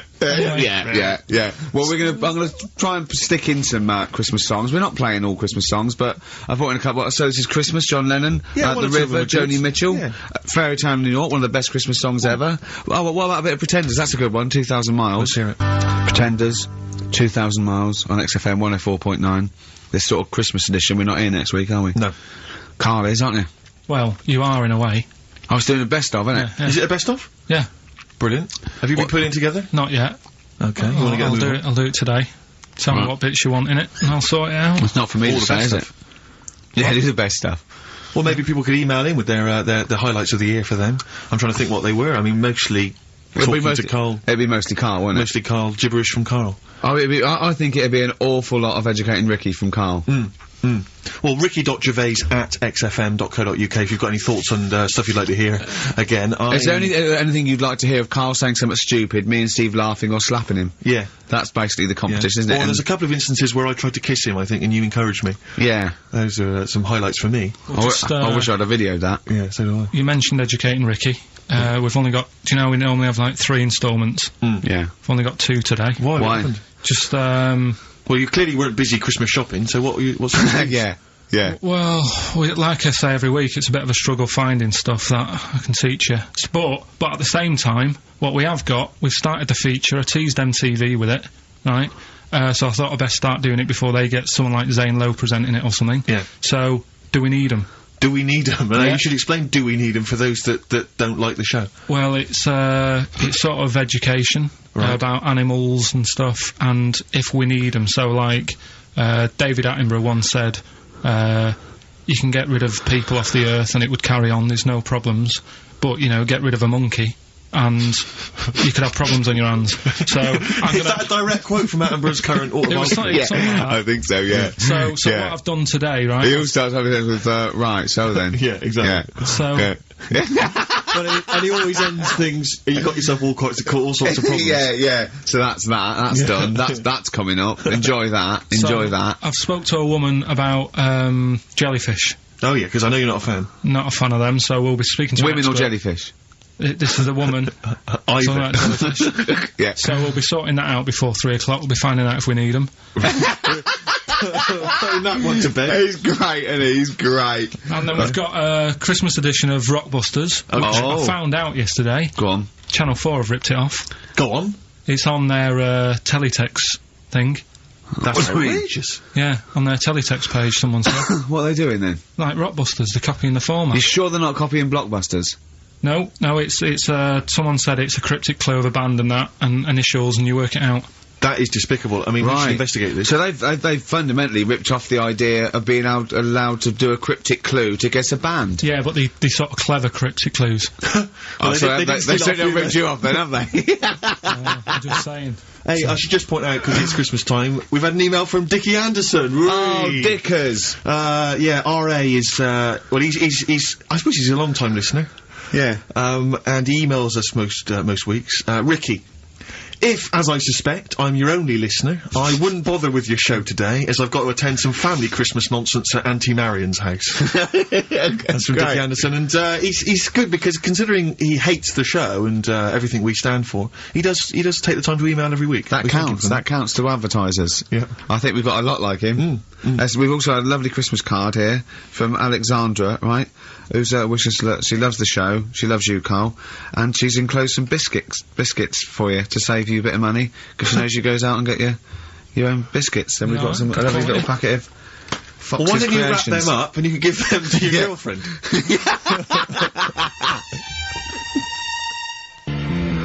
Don and Blitzen from the About a Boy soundtrack by Badly Drawn Boy. Christmas theme there. films. Christmas theme there. You've spotted the Christmas theme. Yeah. Carl's not really in festive mood, but I can't imagine Christmas is your time of year, is it, Carl? Well, I'm not sure any time of the year is, really. I liked it when I was about I think when I was about 7, I enjoyed it. Was that the one? Was that the year, the big year for you? You get loads of stuff, you don't have to worry about anyone else, but once you've, like, got a job... What did you get when were you doing your paper round? How old were you then? I was about, 13, 14. Well, that was then you were a man, weren't you? I had to buy stuff. Oh. But you're still not You're quite a selfish man, aren't you? I didn't realise this. No, it's just that Christmas... And that's coming from him, Carl. My dad always said... Alright, steady on. Dad said Christmas morning was for, like, you know, for me, so he used to stay in bed. So he never... That's brilliant. That's a great thing to say, isn't it? Yeah. Christmas morning's for you. Run wild. Do what you want. Just don't bother me. I'm going to Honolulu for 2 weeks. That's great. Dad, it's Christmas. Do I have to do anything? No. So my mum used to get up, because she used to like to see my face light up, you know, when I open my presents. And then, to keep fireworks. And then I'd have to go to my bedroom from about 6 o'clock onwards, because, like, my mum and dad were into having big Christmas parties, and I wasn't, like, old enough to go. Right. So they'd say, right, you know, you've had your fun there, you go up to your bedroom, stay in there. Really? Yeah, I remember one year, right, I got a train set, that's what I wanted. Yeah. Right? It's brilliant. Playing with it all day. I thought, I don't mind about the party, I'm happy staying up here, playing with this. Brother comes in, he's had a few, right, he's going, yeah, give us a go on your train. How old is he? He's a bit older than me, so he might have been like, let's see. Well, let him be 18. Yeah, probably about 18, 19, And how old were you? like that. I had a train set, so, I don't know, about 14. something like that. Yeah. Right, so I'm playing on that, loving it and stuff, and then he comes in and goes, oh, give us a go. He turns the transformer up to, like, 14. He went really fast for about 5 seconds, broke it, and then he went back downstairs. Wow. So Christmas, I hadn't even got to Sounds Christmas like Day. the Conservative government with British Rail. Satire, that is. Rick, I just thought that there's satire. If there's any satirical shows listening or magazines... It doesn't work in any way, because there's the analogy falls down, apart from there being a train. Think it through, though. British Rail was trains. Yeah. And the government broke the trains in many... Well, they didn't break them, like, not officially breaking them, but they kind of... It does work, it's perfect. Oh, I'm very pleased with that. And I can't... And no one's asked him to be on Have I Got News For You? It's weird, isn't it? Because it's strange, that, when you've got a satirical mind that's as quick as that. Yeah. Right. And he's broke your little train set. So what did you do? I just, like, watched telly and had some sausages. I bet you were happy with that, though, weren't you? It's a bit annoying, though, isn't it, when your main present of the year has been broke. And did it ever get it fixed? No, that was it. Put away. I'm intrigued why your parents wouldn't let you come and join in the festive fun. Was it like really debauched down there? Was it like eggnog everywhere? Well, no, but I mean, that's fair enough. 6 is a little bit early, but I just think, you know, if you're your kid, you know, he had his fun, put him to bed at 8, maybe. And you think so on Christmas Day? I thought that was a day for family. Well, not if there's a party going on. Well, don't have the party on Christmas Day. Well, that's another option. Yeah. Your parents are weird. Aren't they a strange breed? Well, I think that was the year, right? You're talking about buying presents and stuff. I think I did treat my mum to... I didn't buy my dad anything. I think that was, like, when I got a bit older, I used to get my dad something, because he wasn't that bothered anyway. No. So, got me mum, there was a cheap shop, right? Of course. Thank God for that. Called Snips. Right? So I went in there and I thought, let's see what I can get her. And remember Victoria Plum? I don't think so. Well, it's like a fairy character. Right. Right? And my mum's into gnomes and stuff, right? So I thought, right... She must be pleased with you, then. Victoria Plum. I was thinking, is that one of the neighbours? Is it like a brandy Do you liqueur? remember Victoria Plum? Victoria Plum? Victoria Plum, yeah, it's like a little fictional sort of character, right? Okay. So I saw it, I thought, yeah, she'll love that, right? So I did my paper round, saved up for 2 weeks, right? Oh. Got that sorted, went to Snips, bought the Victoria Plum. Next day, I'm in town with her, right? So I think, I know what I'll do. I said, come in here a minute, right? So we go in, and we're looking around, and I tested her, right? I went, look at that there, that's alright, innit? And she goes, oh, it's bloody awful. Oh, Carl. Oh, Carl, oh, God. So then, Christmas Day comes, I said, don't bother opening it. She said, no, why? I said, Oh, no, why did you still give it to her? So, well, it's too late, I'd already bought it. Oh, Carl. So she opened it, and I was like... And she said, oh, well, that's nice. I said, why are you saying that? I said, the other day, she said, it's bloody awful. She said, oh, no, I thought you were pointing at something else. Brilliant. Oh, no. So that's why I don't get anyone anything anymore. Oh, God. Play record. Oh, God. Oh. That's good, isn't it? Not bad. Gold Rush. Let you down. I'm actually quite affected by Carl's Victoria Plum scenario. Just the fact that, like, that eagerness, he wants to make sure it's a great present. He's saved up his paper round. He thinks it's like a gnome, but modern. I'm worried that you're using it as an excuse now, and that's why you're not buying anyone any gifts, because you've had your fingers burned once. I mean, you were 6, 7 years old. To be fair. No, you weren't. You were about 13, weren't you, if you're doing your paper round? Yeah, it must have been, yeah, 11 or 12 then. Alright. Yeah, so I'd saved up. Oh no, I'm not using it as a thing, it's just What do you get your mum this year? I've sent them some money so they can, get a passport. So they can get a passport? What do you mean, where are they? Immigrants? Are they trapped No, 'cause somewhere? Well, they're in a holding bay somewhere in Dover. Yeah, I've got a friend who's a truck driver who's going to sneak them across. What do you mean?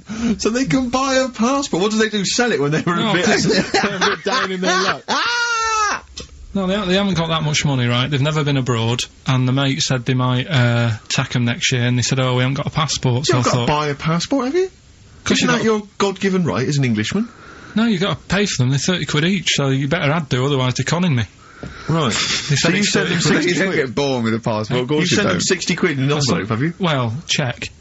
Right. I love that. He'll be watching telly and France will come on and he'll go, oh, what do you think of that? She goes, it looks bloody awful. He goes, oh, don't open it. No. Don't open it. Don't open it. So you've not paid for a holiday for them, you've No, I've you've just given sorted them- out the... Well, it's the better prize, isn't it? Because they can't go anywhere without it. Well, the passport keeps on giving. Yeah, It's the perfect so- 10 years. That is, yeah. So, but no, I never used to, I mean, I can't think of other things. I used to get me dad once I started getting him stuff, it sort of used to be a dressing gown, and then, but as an extra surprise, I used to put like a cigar in the pocket, so he'd think that was it. Yeah. Then he'd put it on and put his hand in the pocket. Right, and then he what's just this? hit you because he thought you'd nicked it. Oh dear. So you bought him a jacket with a cigar? That's quite thoughtful. Didn't you sneak a cigar once on Christmas? Yeah, well, it was that's when they used to have, like, the big do's, like I say, you know, they were known for it, like, the whole estate used to know that, you know, we were having a party. Yeah. So, So they'd all come round. so they all come round and You know. just have food and drink and that. pocket the, I can't imagine. I cannot imagine how unpleasant that must have been. Awful. And you locked in your bedroom with a broken train set. Yeah, crying. And looking at Victoria Plum, whatever that was. In the bin. Oh, in the bin, yeah. And hear a mum saying, and he got me this. Got me Isn't this piece shit? of rubbish. You could hear him just throwing it against the wall and laughing. all the neighbours laughing. Yeah. And you'd come down and just be in pieces with loads of spit on it. Just loads of gob on it. Eyes. And all the Polaroids of them just like laughing at it and pointing. stamping on it. Alright. Well, that's brought it all flooding back. But no, I used to get up in the morning and then, like, they'd still sort of all be there asleep on the floor and on the sofa and that. Oh, that's awful. Oh. That's terrible. Christmas is surely the one day a year which is a family thing. It's for the kids. They're the ones No, that but are... that was Boxing Day. Well, I know. Oh, that's all right. It's not as it's over. It's over. Yeah, Back on the Christmas bike. is over. All right. Who's going to pay for this? What, me? Yes, Carl. You're doing 2 rounds today. Yeah, was your paper round supporting the entire family? Yeah. No, so I used to get up and, like, go downstairs and they'd be asleep, so I'd be mooching about trying to find, like, another present that's still working. I love the idea that these people from the estate had, like, squashed his presents. So I found a cigar that had been sort of lit up and then put out, so I thought, oh, I'll have a go at that. I went outside and had a go, and that's the last time I smoked. Right. Sort of, I tried it, I thought, I don't like that. I love the fact that he does everything once. Yeah. In his life. It's a line of, I've done everything once. I don't need to do it again. Oh, dear. You know, I've said in the past to you, Rick, that my grandparents, so I love them dearly, but it's like, for the last 30 years, they've been waiting to die. I know, It's yeah. like they just sort of, it's like, you know, the novelty wore off of, like... you know, just Life in the Yeah, they 50s. got kind of bored of it. Like, yeah, in the 40s, it was brilliant. All sat around the old Joannas, the bombs Yeah. fell, singing. They loved that. In the 50s, you know, that was great as well, because that was the post-war years. It was, you know, it was a bit tight in the pocket, but it was alright. Everyone pulled together. And then the 60s came along, all the crazy music, the funny hair. Let's stay in bed. Exactly, and they basically stayed in bed. And, it was one Christmas when, my grandmother said to my dad, what do you like for Christmas? What do you fancy for Christmas? And, this must have been, I don't know, 20 years ago. She said, what do you fancy for Christmas, Ron? And he went, well, you know, I could do with a nice big kind of warm winter overcoat. She said, don't worry about that. He said, don't worry about that, because your father will be dead soon. It's right, you can have his. Meaning my granddad. Well, to be honest with you, my father's still waiting. which is good news. Good news for my grandfather. Less good news for my dad. He's freezing. He's freezing. He finds out, how is he today? He's fine. Oh, okay. Oh, I'm freezing. It is it's such a weird mindset, that. I think that, to me, is what sums up people from that older generation, the 40s and 50s. And it seems to me that you've got that kind of mindset. It's like you were born in the 30s. And whenever you talk of your childhood, it's like you had, like, a baked potato to take to school. And a hoop and a stick as a Christmas gift. The other thing is, I think that that sort of generation, it seems that the man is dependent on the woman. There's a total dependence. Oh, absolutely, If she dies, he's done. Yes. He's done for. Just pine away. If he dies, she's got 30 years of pottering. Absolutely, yeah. Do you know what I mean? And going to, like, you know, the youth club and the church. I know what you mean, It's sort of like that. It's sad. Of course, it's sad for them, but it's not the end of their life. No, sure. And it sort of is the other way around. I don't know why that is. Yeah. It's terrible. That's a little melancholy thought for. I know. Christmas I've really you brought it down. You've brought it down. I've brought it. This isn't a nice show at all. This is terrible. Well, we're gonna have people just killing themselves. What? Well, I didn't really want to make it a Christmassy type show because I don't really like it. Oh, he's done it again. Well, you did Christmas once, didn't like it. No, it's just Play a record. I'm not religious or anything. What are you? You're not anything. Teenage Fan Club from the XFM Christmas album, and that's Christmas Eve. Their guitar sounds are just brilliant. They're just always so nice. All right, Carl, would you like that? Would you like Teenage Fan Club? Yeah, they're good. Carl, I feel like you've never kind of enjoyed the wonder of Christmas. I don't think I can't ever get the sense, maybe except when you were very, very young. You know, that kind of bright-eyed, you know, thinking of Santa, you know, kind of landing on the roof and coming down the chimney and drinking the sherry or whatever. I like the idea of it, right? Sure. The sort of, you know, I used to get a couple of annuals every year, you know. So did I, yeah. And I was allowed to open one on Christmas Eve. Oh, that's brilliant. So they could throw it on the fire. I think it is something like a quick skim through, do the words right. Yeah. I think that's to light a cigar off the cooker. Oh. Well, anyway, listen, a good friend of ours, Ross Noble, the comedian, brilliant, he gave me this picture, Carl, which he's got from a magazine. He loves you. And I have to say, I think this... I just looked at it then. Obviously, it's not going to mean much to the listener. Oh, this is self-indulgent. But it is currently available. I think it's in the current edition of Bizarre magazine, so you might want to buy that. It's not horrible, though, is it? There's a certain grotesqueness about it. Oh, it's a deformed person, isn't it? Well, to a degree, but I think what it's going to do for Carl is give him, I think for you and I, Rick, we're going to see his face light up, brighten up, like opening a wonderful Christmas gift. Oh, you know what? I think I've seen this. Is this the one with the kid with the big head? I'll be honest with you, Carl, it is. Have you seen it already? Yeah. Let me just show it to you again so you can kind of it again. I haven't seen it. It's like... yeah. We shouldn't be laughing at that. No, but that is like the kid who I went to school with. That is the same. That can't be the same. So do you recognise him? Seriously, that is the same thing he had. I mean, I have to say, it does look like it's been computer generated. It's so odd. Yeah. But look at the child's face. I know. Look at his reaction. Don't take another photo of me. I'm not sure this is right. It's not right. It's not right. But I was hoping that would give you, Carl, just a little glimpse of. We've had a request as well on the best bits. Someone wants to hear you talking about your mates with the big heads. I don't believe it, because every time we go there, we get some sort of complaint about something. About what? Just leave it. Well, that for some reason that always goes from the story with my dad going to Blackpool for taking those kids there. And what kids? And, leave it. No, what? No, I don't know. There's people that know what you're talking about. I'll tell you when we put a song on. No, well, I know what it is, but you can't just say that. Well, is it when? Okay, is it when your dad put a kid in the wheelie bin because he was getting out of hand? Yeah. So we're gonna. We can't go through it again. It's too controversial. We're gonna. What's the name? No, well, the thing is, right. You were just saying about what are you about Christmas. That's the funny thing, right? Because in our house, there's no one who's religious, right? No. My dad got annoyed when I went to church that day. He was like, "What are you doing that for?" Of course. I went to see a gig in Liverpool. Remember the band The Christians? Yeah. He thought I'd join some club. Yeah. I said I've been to see The Christians. He was saying to me, "Man, what's he doing going out with them?" Yeah. And then the other thing is, because I'm not christened or anything, my mum used to say to me, "Don't tell anyone that, because there's witches and stuff." I want to go back and see his upbringing. I just want to go back and see him at 7. One day in the life of Carl, age 7. Just to have 3 ghosts visiting tonight.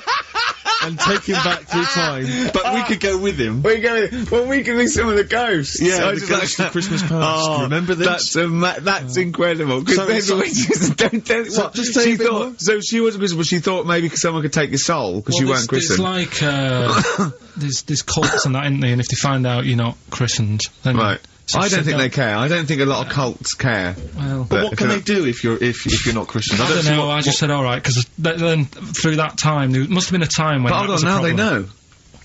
Yeah, but I'm older now, so I'm alright. She used to worry about me playing out on the street. Oh, she was worried about when you were naive and stupid and easily led. Well, yeah. No, good point. No, you're right now, yeah. So, yeah, good. Rockbusters. Rockbusters. Well, tell the prizes, Steve. Yeah, tell we them have Christmas gift. This is Christmas gifts. I don't know if you'll receive them in time to actually pass them off as gifts. I wonder if I can tell that, Ross Noble story that he told us. I don't know. We'll have to discuss that when the record's playing. Okay, alright. Okay, so you heard a track from it just then. It's the XFM Christmas album. I think that's been knocking around here in the office for years, hasn't it, Carl? Or is it new this year? It was brought out about 2 years ago, Okay. but Christmas songs are Christmas songs. Yeah, it's not bad. It's got bands on there like Dandy Warhols, the Webb Brothers are on there, Drugstore, Bell and Sebastian, Flaming Lips, all sorts. So we've got that to give away. We've also got this Smashing Pumpkins compilation, which that seems to be knocking around for weeks.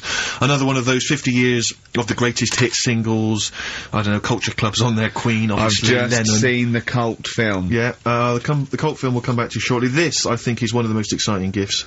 If you have a video player and you want to get trimmed, then surely Big Brother 3 champion Kate Lawler and her cardio combat video, in which I think she uses kind of, I don't know, military kickboxing training to get you trim and taut and looking as good as her.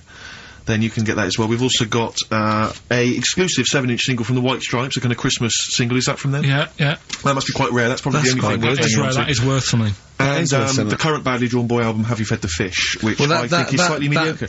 They've gone up, actually. I think that the level of prices there has gone up. Not a bad selection, but here is the big movie, and actually I have to say this is not a bad one. No, it's not, again, it's not terrible at all. It could be worse. It's James Caan in the original Rollerball, not the disastrous remake that came out recently, but the DVD version of Rollerball, so that's there as well. So something fairly interesting. That's worth winning. Right, come on then, let's do Rockbuster. Well, will we play a song to give people time to get a pen and paper and that? Yeah. Yeah, so we're doing it next. Yeah. Karl Pilkington, the man of the moment, with his Rockbusters coming your way with all those great prizes. Yeah. Right, we're doing it now? Yes, sir. I noticed Heat magazine sort of put a bit of a spanner in the works. Why? Because they were saying, oh, maybe it'll be a Christmas edition of Rockbusters. And I'd already sorted them out. I wouldn't worry, Carl. Well, what I've done, I've cleverly tweaked them to make them Christmassy. God. So the Christmas bit in it has got nothing to do with it whatsoever, but I just thought... So you mean that clues have a Christmas element? Well, yeah, but it's nothing to do with the answer. It's nothing to do with the answer. Right. So why don't you just ask the normal ones and I'll ring a bell, I'll shake some bells. Well, Go it's ho, the ho, equivalent ho. of that, but in sort of speech. Right. Brilliant. So the first one, there's a load of letters there asking for advice. Put them on Claire's desk. Oh, and have a good Christmas.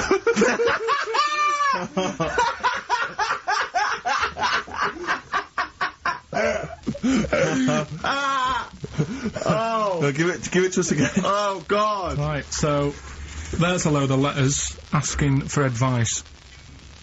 Put them on Claire's desk. Oh, and have a good Christmas. Right, but bear in mind, people, that the Christmas element may not be relevant to No, these that's got clips. nothing to do with it. I don't want to, Okay. you know. And the initial letter is F, right? That's F. Alright. Right, the Next one. second one. Ask your mum if you should. After you've wrapped the presents. Right, so Ask your mum if you should. ask your mum if you should after you've wrapped the presents. That's S. Yes. S. Alright. Okay. And the last one, a couple of people were arguing in the supermarket at the fruit and veg counter. But it's busy in there because it's Christmas. That's probably what brought it on. So that's B. Oh. B. Oh, God! So they're the three. Well, I'll just recap. Yes, please. Yeah, I have no idea. so I the can't first even. one. I don't know what to start thinking. Well, Right, there's a load of letters there asking for advice. Put them on Claire's desk. Have a good Christmas. Have a good Christmas. Second one, ask your mum if you should. After you write the present. S. And the last one, a couple of people were arguing in the supermarket at the fruit and veg counter. But it's busy in there because it's Christmas. Busy 'cause it's Christmas. That's a B. So they're the three things. It's email only, this one, please remember that. ricky.gervais@xfm.co.uk. ricky.gervais@xfm.co.uk. Yeah. Brilliant. Carl looks happy with them. He looks really happy with them. Rightly so, they're cracking. They're good. Yeah, They're good, pleased with those. Alright, is there going to be more Rockbusters in the new year? We're not sure. I'm still, thinking about new ideas that we can do. Okay. Are we starting Ricky Ridiculous today? Have you done Couldn't be anything? bothered. Couldn't Right, bother. couldn't be out. Look Right. forward to Ricky Ridiculous. in the new He's year. worried about, he nearly said asked, and he just stopped. Because he's worried, because he's the producer. Yeah, well, I've got to set a standard. Oh dear. Carl, you have, mate. You have. So that's that. We've still got to come, I'll tell you what, why don't we have a lovely tune, Yeah. right? You make the tea, we're opening these biscuits from Alexandra, Yeah. we'll be enjoying that, right? Maybe segue so we can have a nice little, rest. I don't want to talk through it, it'd be rude. And then we're coming back, and as part of, like, Parkinson, and Do We Need 'Em? Do We Need Them? Yeah. Carl has interviewed an expert on jellyfish. Brilliant. So we've got that. Plus, of course, we've got a two-part Educating Ricky. You've got Educating Ricky still to With a come. Christmas theme or not? And we've still got No. things like the Pogues, John Lennon, Joni Mitchell, just David Bowie. Are you suggesting there's going to be some great music and some Great fun music and chat? some fun chat. Lovely. Good. We've had our little biscuits, haven't we? We're loving it, aren't we? Yeah. Cheers for that. I think I can just sum up the station, can't I, Steve? With that just last I think comment. you're probably right. I just came in. I just went to the toilet there, and it's a disabled toilet that's close to it. So you go there. I had a wee. I thought, oh, the thing doesn't work. Didn't flush. I came back and said, oh, the toilet doesn't work. Doesn't flush. And Carl went, no, you just stick your hand down and pull that wire up at the. Think of that. Put your hand in the water. I mean, just when in the cistern water. when David Bowie interviewed Zoe, come on, there's toilet's not flush. He goes, all right, baby, just stick your hand down, pop the shit down the U bend, and just wipe your hands on your pants. Thanks very much. I mean, sums up this station, doesn't Absolutely. Tin pot. Have you ever done this? This is one of my most embarrassing moments. Is because sometimes you'll see. What? Hey? Well, you'll realise what I was going to say. what happened, Rick, was I almost leapt to the end of the story. Right. But I realised I had to go back a few steps. I just Right? heard, have you ever cut? Well, And you stop. it was going to be coming. But you'll understand in a minute when I finish the story that Okay. it's not coming in the traditional sense. All right. Because it's followed by coming out of. Oh, sure. All right. Yeah. So. And not your trousers. Okay. Alright, okay. so, now, awkward moment, and I should just, if you're Christmas shopping, maybe you're in a big department store, and, you see the disabled toilet, and you think to yourself, I can nip in there, I can use that, because it's close to hand, because I've got to wander miles for the regular toilets. I went in there once, in the toilet, disabled toilet, just snuck in, came out, disabled person. Furious. That was, but it's really awkward because it is like it's their sort of private domain. It's like they're part of an exclusive club. They've not got many perks in life, and that's one of them. And here I was, kind of exploiting it. But they can't. Well, yeah, I suppose they can be annoyed. But it what just did you was do? the look Did of you do affect a limp? I normally do. I often do. I've affected a limp many times. Like for instance, if I take the lift in a building when it's only one flight of stairs. Right, and they know, and I get up on the first floor, I always affect a limp coming out, so that justifies why I haven't come up the stairs. Like, who is it that I'm scared is gonna sort of say something? Yeah. But, oh dear, that's it's the same thing as if someone asks me for directions, I always pretend I'm foreign. I always go, I don't, Why do you do that? I can't, because I'm just terrified of giving them the wrong directions, and Well, then. just now, I don't know, I don't live from I don't like, because I'm sort of, I feel bad. Because what I used to sort of give directions was I like giving directions, I like helping people out. But then I realised I didn't really know. You used to hang around going, you alright? Yeah, we're fine, yeah. Do you want to know where to go? I tend to have a go even if I don't know. Exactly. But I'm always terrified they'll come back and find you and go, you led us astray. Yeah. So I just affect a foreign accent. and There's I a find fella, you there's a fella the other day, about 2 weeks ago, and I was walking in. Little old woman, little old fella come up to me and said, where's Wimpole Street? So I said, I do know it. So I think it's over there. And then I'm not very good with street names, but I'm good that if you say, oh, there's a Boots on it, Do you know what I mean? If there's something near it, it's like the same with directions when I used to drive a lot. Yeah, or historical facts. I don't know, like, old motorway names, you know, like M this and M that. I can never remember that, but my dad used to always say, right, there's a horse in the field, turn right, and stuff like that. Good stuff, yeah. And it's the same with this fella. He sort of said, you know, where's Wimpole Street? And I said, well, what are you after? And he said, I'm after some blood. And it was a lot, yeah, there's doctors around there, isn't there? So I was like, oh, so that didn't help me. What do you mean he was after some blood? He said, oh, I need some blood. He must have had an illness. Bleeding? No, he just must have needed some new blood or something. He had some illness. And I was like, you know, why didn't he go to the pet shop and get some parrots? No, but like he didn't have fangs and a cape, did he? No, but do you know what I mean? Oh, that didn't help me out. But what if he'd said, well, some pile cream, actually? Can you go, oh, we want boots then? Yeah, he would have been alright. But I didn't know where to start with that. I need some blood. Yeah, I just feel it's over there. Yeah. Just sort of pointed him away. But so he was losing consciousness. You sent him the wrong way. He's dragging himself along the pavement. Is there blood this way? Get to the gap. She's growing ever deeper. Well, we've got to do Pilkington, haven't we? Do you want to? Yeah. Okay, we should explain this, I think. Well, it's Carl's new idea for a TV show. He wants to do a TV show called Do We Need Him, where he goes round and he talks to experts like David Attenborough, David Bellamy, maybe Lenny Henry doing David Bellamy. Right, yeah. If he can't get the real one. And he just picks on an animal that he doesn't really like, doesn't think you need him, and an expert will tell him, if we do, if this is the first instalment. Let me put a song on, right? Now we've got him, and then I can set it up and stuff and tell, you know, because explain it fully. Explain it and that. Let's do a classic. Let's do a big stomp in one of the best Christmas songs of all time, shall we? What are you thinking? Fairy Tale in New York. Excellent. Oh, it's always amazing. Homes featuring Christian McCall on XFM 104.9, the Christmas edition. Indeed. Next week we've had loads of suggestions, Carl, for your best bits. It's basically all your best bits. Me and Steve are largely irrelevant in the voting. Yeah. So yeah, you can compile your best bits next week, and they'll be loving it. We had a request for the little Chinese fella in his pants, a horse in the house, cutting your hair on the railway station. If you haven't heard those stories, what does that mean? The little Chinaman in your pants, you've got to be tuning in next week to find out what that is. The only thing is, the old horse in the house was in the last best of. Was it? Yeah. Well, that doesn't stop. What's his name? If you're one of those people that want to see these clips again, tune in.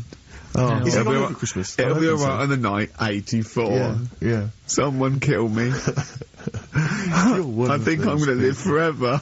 It's like we said before, who goes to the recording of one of those? There's always people in the audience. Yeah. Aren't there? That'd be great. Tickets for it'll be alright on the night. And they laugh at his jokes, but I mean, I don't know what think the how jokes many are. takes it, you know, I mean, how long it takes to record that. The show's about 3 hours, so the recording must be about 9. Have you, ever seen Kirsty's home videos on Sky One? I think so. It's Kirsty Gallagher. Dogs falling down slides. It's like you've been framed, but falling over in a wedding. It's got audience laughter. But I'm assuming it can't be a real audience. I'm assuming it must be like no, they've just Flintstones. lifted it from the Flintstones. Yeah. They laughed from the Flintstones. A lot of people forget that the Flintstones had an audience. If you watch the Flintstones, there's laughter when Fred does something funny. Yeah.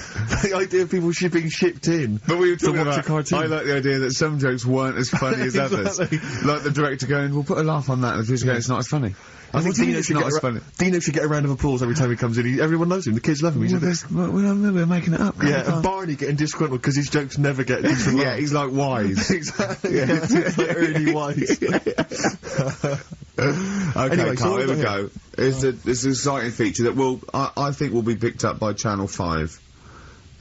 It's going to be Karl Pilkington, Do We Need Him? Where Karl goes around checking out animals with top experts, asking whether we need them in the world. Yeah. So, this is the first one. We won't do it next week, but I'm already sorting out the contact. We will be looking at octopus, because they're a bit weird. Okay. So that's what you got to look forward to in 03. Again, if you have an animal that you feel is unnecessary in the world, then email us, and I'm sure Karl will investigate for you. Well, the other thing as well, whilst we're on to that, I want to sort of have a bit of research with me, so when I speak to the bloke or the woman about the octopus, right, I want, you want to be armed with the facts. Well, sort of response from listeners, so I can say, well, 70% of XFM listeners said we should get rid of them. Sure. Do you know what I mean? Like Jon Snow does on Channel 4 when he does all, politics stuff. So, if you agree with me, just send an email saying yes, And What, if you don't- so yes, we should get rid of them. Yes, yeah. Or, Yes, get rid of them. Because you're always, the house believes always we should get rid of these animals. You're picking animals you want to get rid of. So yes is, get rid of them. No is, don't get rid of them. well, and not no, it's Noah, because they go on the ark. The ones we keep go on the ark. That element I'd completely forgotten about, and I think that's a wise move, because I don't think that's working. I don't think you've thought through the whole Noah. So that's just complicating the show, I think. So yes, we get rid of them. Noah, they're saved on the ark. Yeah. Right, okay, Right, so here we lovely. go then, jellyfish. So Do we need 'em? today we're looking at jellyfish in Pilkington.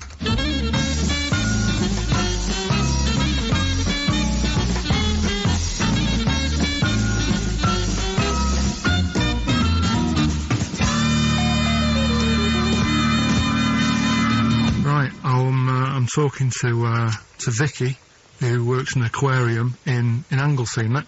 Yes, it is, yes. Right, brilliant. Today we want to find out if we really need jellyfish.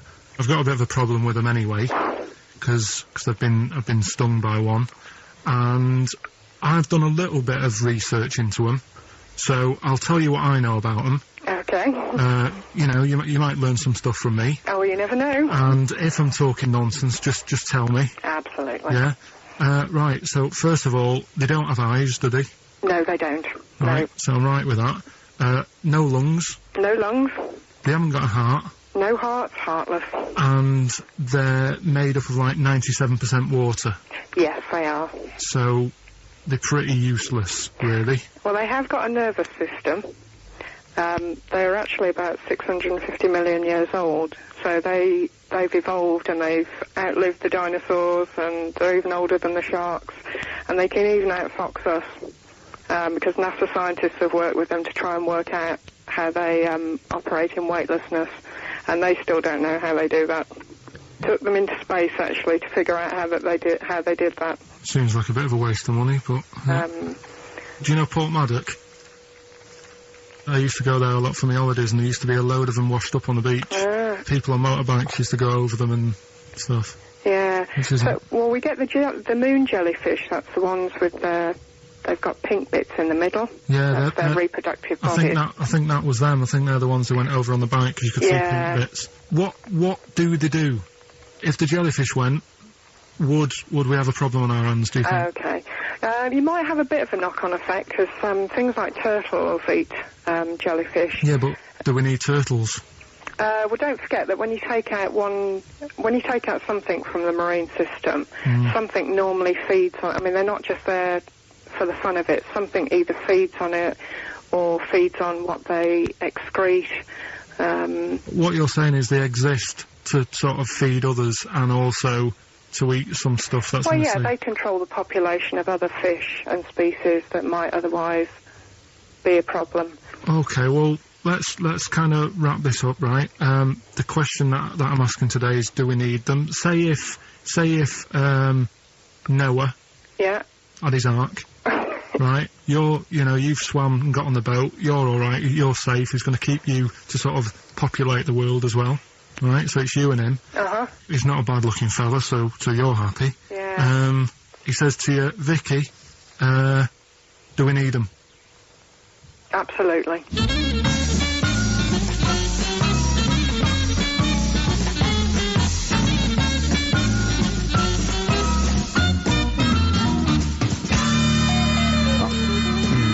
I don't even know why she even gave you that interview. When you start off with, right, yeah, trying to find out if I need you, but what did you tell her to get her to talk to you? Just said I'm doing some research on stuff. Did she think you were a schoolboy or something? No, she just said, oh, alright. She said, how long will it go on? I said, not long, just like 5 minutes to have a quick chat.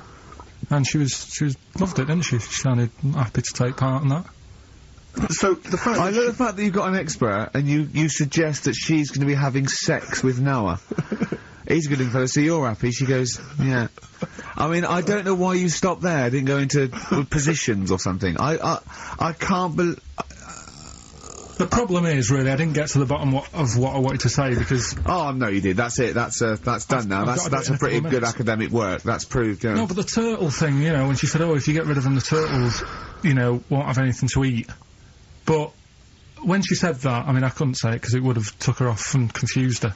But Well, like, she's a scientist. She's easily confused. Well, say like when Suzanne is working, right? I'm not a very good cook, so I always get like an Indian in. What to do the cooking for you? So, right, I'll have an Indian. Right, now say if, for some reason it closed, I'd get a Chinese. So why don't the turtle just, there's loads of stuff in the sea. But I didn't want to get too heavy on her, but... It's pretty deep. Oh, that is genius. But we'll look at, But so the fact that she said, yes, you need jellyfish, does that mean that you've changed your, I mean, what I'm saying is, does her answer go? Does that stand? Yeah, it does, yeah. It does, does it? It does, yeah. Whatever I get the expert to say, I try and get them in a corner. Right, you try and, argue them into a corner. Argue them into a corner, but that time she wasn't having any of it, so we've got to carry on having them. Yeah. So in the new year, we'll be looking at octopus. Okay. Yeah? Yeah, great. Let's play some feeder. Christmas. I think there's often... Carl with his Victoria Plum. I want to see a Victoria Plum. I want to know what it is. Does it look like a little gnome? It's a woman gnome. A female gnome? Yeah. A little gnome. Yeah. Did your mum collect gnomes? She likes anything gnomes, she likes fairies, she likes, Indians. She collects all that stuff. And it doesn't matter what it is. What do you mean? You know, like a proper Indian with all the headgear on. Or a Native American. American, She likes anything with them on, like, you know, it can be a fridge magnet, it can be, just anything. A lot of Native American wisdom is around the fridge magnet, because they think it has special powers of adhesion. Yeah. Yeah, that's, you read some of their writings, the great works. It reminds me, talking of gnomes, he said to me in the week, he went, "Oh, did you see that programme on telly last night about dwarves and fellas without legs nicking cars?" And I went, "No." He went, "Oh, it's amazing, right? Because they haven't got legs and that, they scoot along and they can nip into a car like the Dukes of Hazzard." Explain more, Carl. No, you see, I didn't see it, someone else told me about it. Oh! That's what I said to you. I said, did you see it? Because I missed it. And it's about these little fellas, who, specialise in car nicking. And the thing I wanted to know is, because this lad who sort of only watched half of it. Is he like you? Well, I said, I can understand how it's easy to get in, but then how do you get away? Because you can't reach the pedals. Yeah. Can there be two of them? But presumably he opens the car for someone else. Is it? What do you mean? What, so he's steering and he's like, right, press the brake a bit. And then there's one that's just legs, but without the top half. I don't understand how this helps them, though. Why does this make it easier for them to steal cars? Because they can just get through the window really quickly, like in the Dukes of Hazzard. Why? Because their legs don't get in the way. Right. Do they just run? And just... But what do you mean, the window? I mean, what? So someone's driving along... No, I didn't see it. And This is leaves why the I'm window asking open? you. I didn't see Do it. they leap in when there's someone still driving the car? I don't know. Well, there's too many things left unanswered here. I can't go maybe over someone's seen Christmas it and they and can not know. email in. But that's sort of... This panicked you anyway, I imagine. I bet you were gutted you missed that programme, weren't you?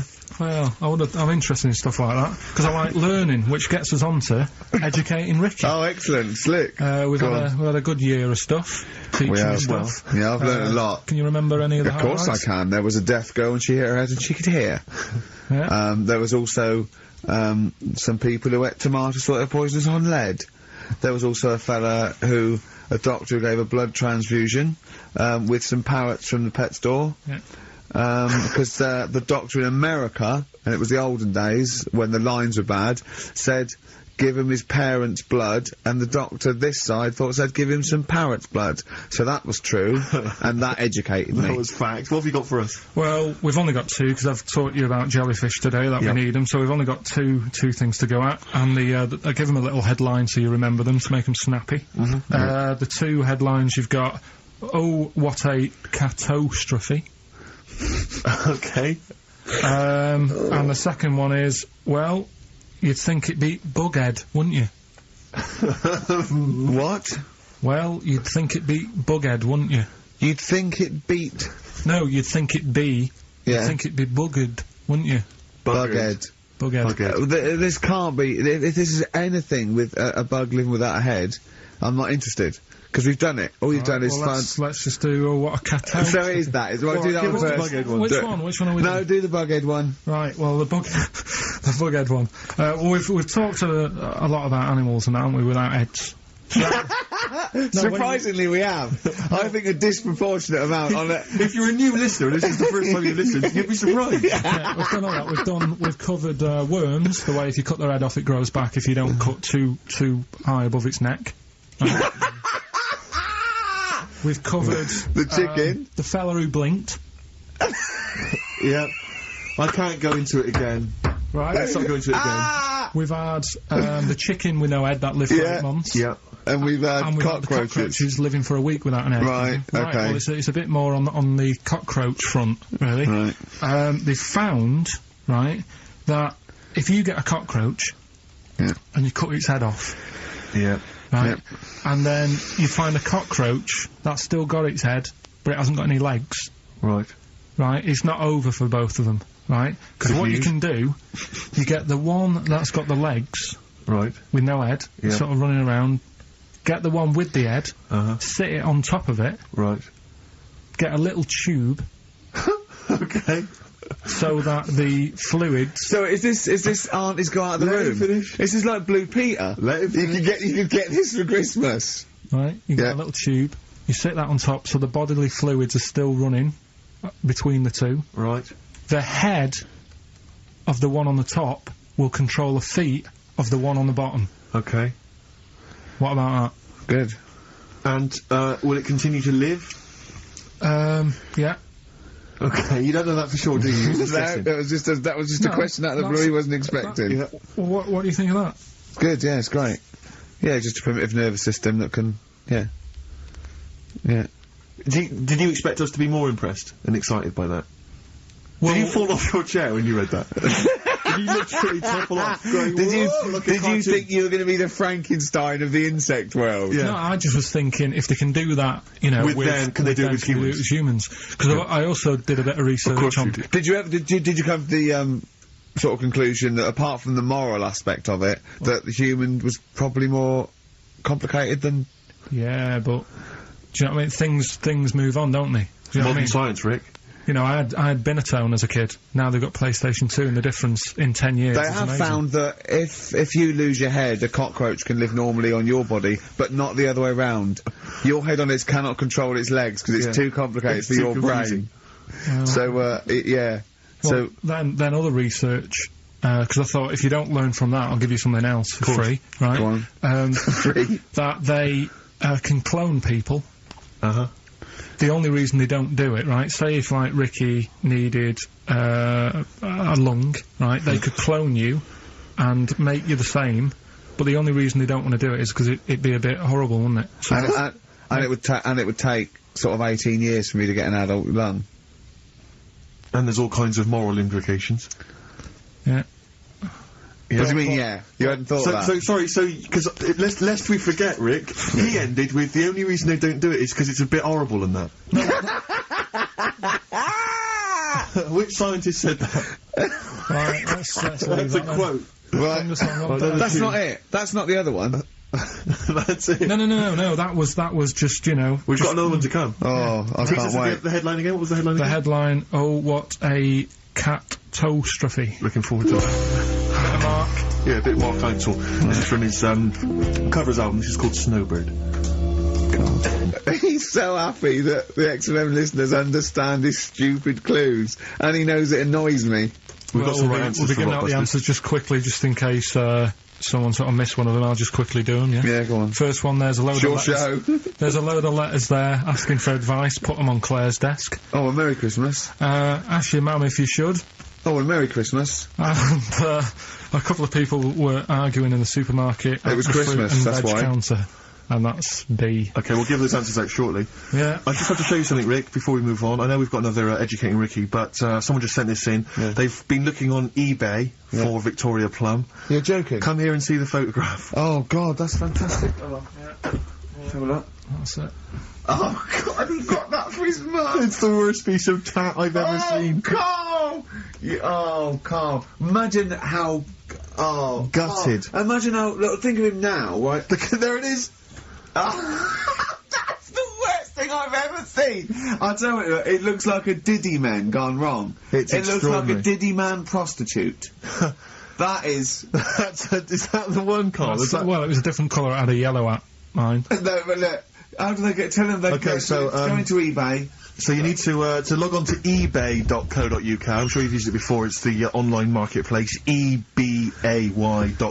And if you type in Victoria Plum, I'm assuming that you can track this down. That's amazing. It's the worst piece of rubbish I've just ever think seen. how cute he was as a kid, though, doing that. Just think of him, just going, just seeing that and thinking, oh, like, she likes gnomes! It's the worst thing I've ever seen! I mean, to be fair, I mean, I don't know what her prize collection of gnomes looks like, but I can't imagine they're much better than that. I mean, gnomes are a fairly grotesque thing. But certainly your mum's taste and discretion is... Did you have those houses on your estate? You'd go in there and it was just loads of those dolls still in their packaging all around the room. And sort of like, one of those homes that keeps the, sort of packaging on the three-piece suite. Why don't you buy another one for her for Christmas? Yeah. It's $3.99 it looks, but that's £2.49. Because that was $3.99. Well. Oh, buy it, Carl. No, 'cause I've sorted out her passport this year anyway. I'll get her that next year. Right, so listen, right? Okay. So, last educating Ricky of the year. Oh, Christ. What a cat toast. Yeah, let's do that then. Right. Victoria Plum. There's this woman, right? Yeah. This woman, she's reading Guinness Book of Records. Yeah. And she's flicking through. Yeah. And she notices that there's a world record for a cat, right, with 27 toes, right? So she reads it and she thinks, well, that's not right, because her cat's got 28.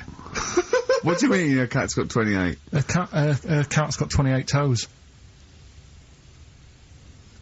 So she was like, well, hang on a minute, mine should be in there. So there was I missed the very beginning of this.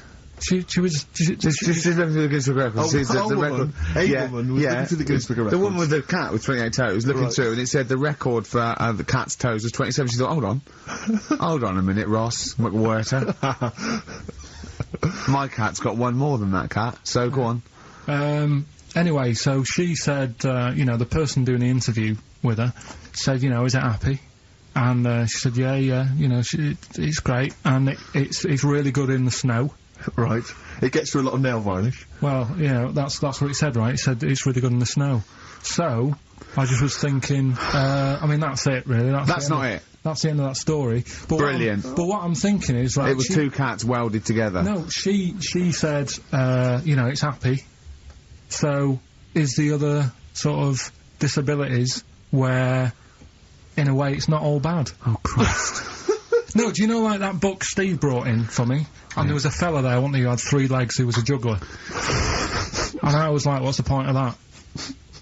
What do you mean, what's the point of that? What's the point of He's what? not taking advantage of having 3 legs, is he, being a juggler? Yeah, he said he should be a footballer. Right? So,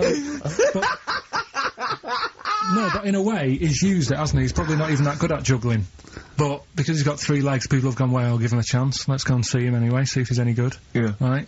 So, what I'm thinking is he anything else? We've mentioned, the midgets today who are good at robbing cars. Because they can get through the windows like Dukes of Hazzard. Sorry, so listen, look, I'd just like to say, this is the radio authority listening, we are in no way suggesting that one, midget's forte in life is robbing cars, or that if you're a midget sitting at home feeling sorry for yourself, that you should go out robbing cars. I'd just like to say, this is Karl Pilkington talking. The views of Karl Pilkington do not necessarily reflect those of XFM or us. Yeah. But it was a TV programme, so it's not me, I'm just saying what I've seen on telly. That you didn't see? That somebody told me about. Yeah, just so you could be wrong, just like a lot of your spurious facts that you just see on the internet, you know. I'm just saying. Yeah. So, is there anything else? We've seen the fellow with 3 legs. So what you're saying is there a disability that is actually an advantage? Yeah. Right, You know what I mean? Steve mentioned about the disabled loo. They're always really roomy, and like got multi-gym facilities in them. Multi-gym facilities! No, do you know what I mean? Multi-gym facilities! What do you mean, Carl? There's always bars everywhere and that, isn't there? That's not parallel bars. Yeah, That's they to help don't them do get up. gymnastics! They're not in there working out. But I'm just saying though, do you know what I mean? So in a way, they've got that. So, always, what I'm saying is, when you look on the brighter side, it's like Elephant Man would have never got up and gone, oh, look at my hair today. Nor do you! No, but, do you know what I mean? he would never have that problem. You're a maniac. Forget it. I thought we'd be able to like, get a serious discussion going here. Well, okay then. So this is a serious discussion, is it? Yeah. Okay. Well, let's treat it sensitively then. If you really want a serious discussion and talk about whether there are some disabilities that are an advantage, let's think of some then, shall we? Well, I've said 3 already. Yeah. You can't say if you're deaf, Bobby Davro won't annoy you. That doesn't count as an advantage. Do you understand? Do you know what I mean? Carl's looking at you thinking that's brilliant. Yeah. Yeah. Well, we'll leave it then. I'll come up with a better feature for next year. We'll bin that. Oh, So if you've got any We've disabilities... been that like that was going to be a feature. What, you were hoping that would be a spin-off feature? Disabilities are actually Well, it's an another advantage. form of do we need them? It's like. But that's can't think of it. It's like that joke. A bloke that wakes up in hospital says good news and bad news. Bad news is we've had to amputate both legs. What's the good news? The fellow in the next bed wants to buy you slippers. See, that's not an advantage. It's a joke. That doesn't really happen. People don't go, oh, that is good news. Yeah, I'll probably get a quid for him. Do you know what I mean? But the fellow with 3 feet, what would he do? Well, he'd buy a pair and then just nick one of those because they put out one shoe, don't they? Are those, yeah, if you've got one leg, you can nick shoes. Good point, Right, Carl. now I'm getting you thinking. Yeah. Right, so we'll do Rockbusters Answers next then. Happy Christmas, war's over and all that. Indeed, yeah. Brilliant tune. Great tune. And Well, lovely I've sentiments. had a great time. Merry Christmas, everybody. I hope we haven't offended you by some of Carl's rantings. Just think of what he's gone through in his life. That Victoria Plum incident. Carl, I've got a little gift for you here before we go. Oh, you're joking. I haven't got you anything. Well, no, you haven't got your girlfriend anything. I wasn't expecting much. It's not exciting, but it's worth taking. In fact, why don't you just re-gift that straight away? It's alright, cheers for that. It hasn't even looked at it. Champagne. And that's not the champagne we got free from the BBC, is it? It's not actually, no, Rick, because that is far too good for the likes of Carl. Oh, right. And I wasn't going to give it to you. You wouldn't appreciate it. That's just sparkling wine. Oh, brilliant. Oh, I love that. Yeah, you won't. He doesn't know the difference. I'm seeing Carl on Christmas Day 'cause he's around Christmas Day in London, so I'll get you a little gift then, Carl. Alright. That'd be good, wouldn't it? It'd be a nice little... Okay, answers. We must give the answers. You will have to go to bed at 6 though, so we can play. Right, here's the last clues of the year. You had, there's a load of letters there asking for advice. Put them on Claire's desk. Go that on, was no idea. F. That was for foreigner. For Rayner. I don't know what you mean. Claire Rayner. She took advice. She gave people advice. So that's a foreigner. That is shit. Right. I'm sorry. That may be Christmas. That is absolute dart. A lot of people got the right answer. I know. Well, that annoys me even more. Number The 2. second one, ask your mum. Foreigner. Yeah. Foreigner. Second one, ask your mum if you should. That was S. That was Shalimar. Shalimar. Right? No, bizarrely, what was the clue there? Ask your mum if you should. Now, we got a lot of people saying Smashing Pumpkins as the answer to that, but I don't know who's saying that to their mum. Smashing Pumpkins.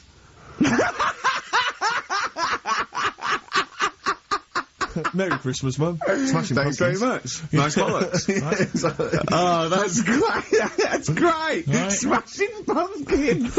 Your dad bought them for me for Christmas. Yeah. And the last one, Lovely plums. What, my Victorians?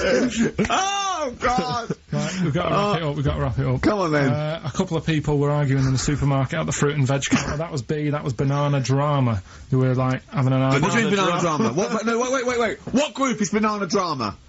What group is Banana Drama? So, You're a fool. You're a twat. When you say that, but you accuse Carl of that, you're also accusing lots of the listeners, including the winner, Nicola Rogers, of London, and she wins those great prizes, and she got them bang on, so... Banana Drama. so can we finish there now?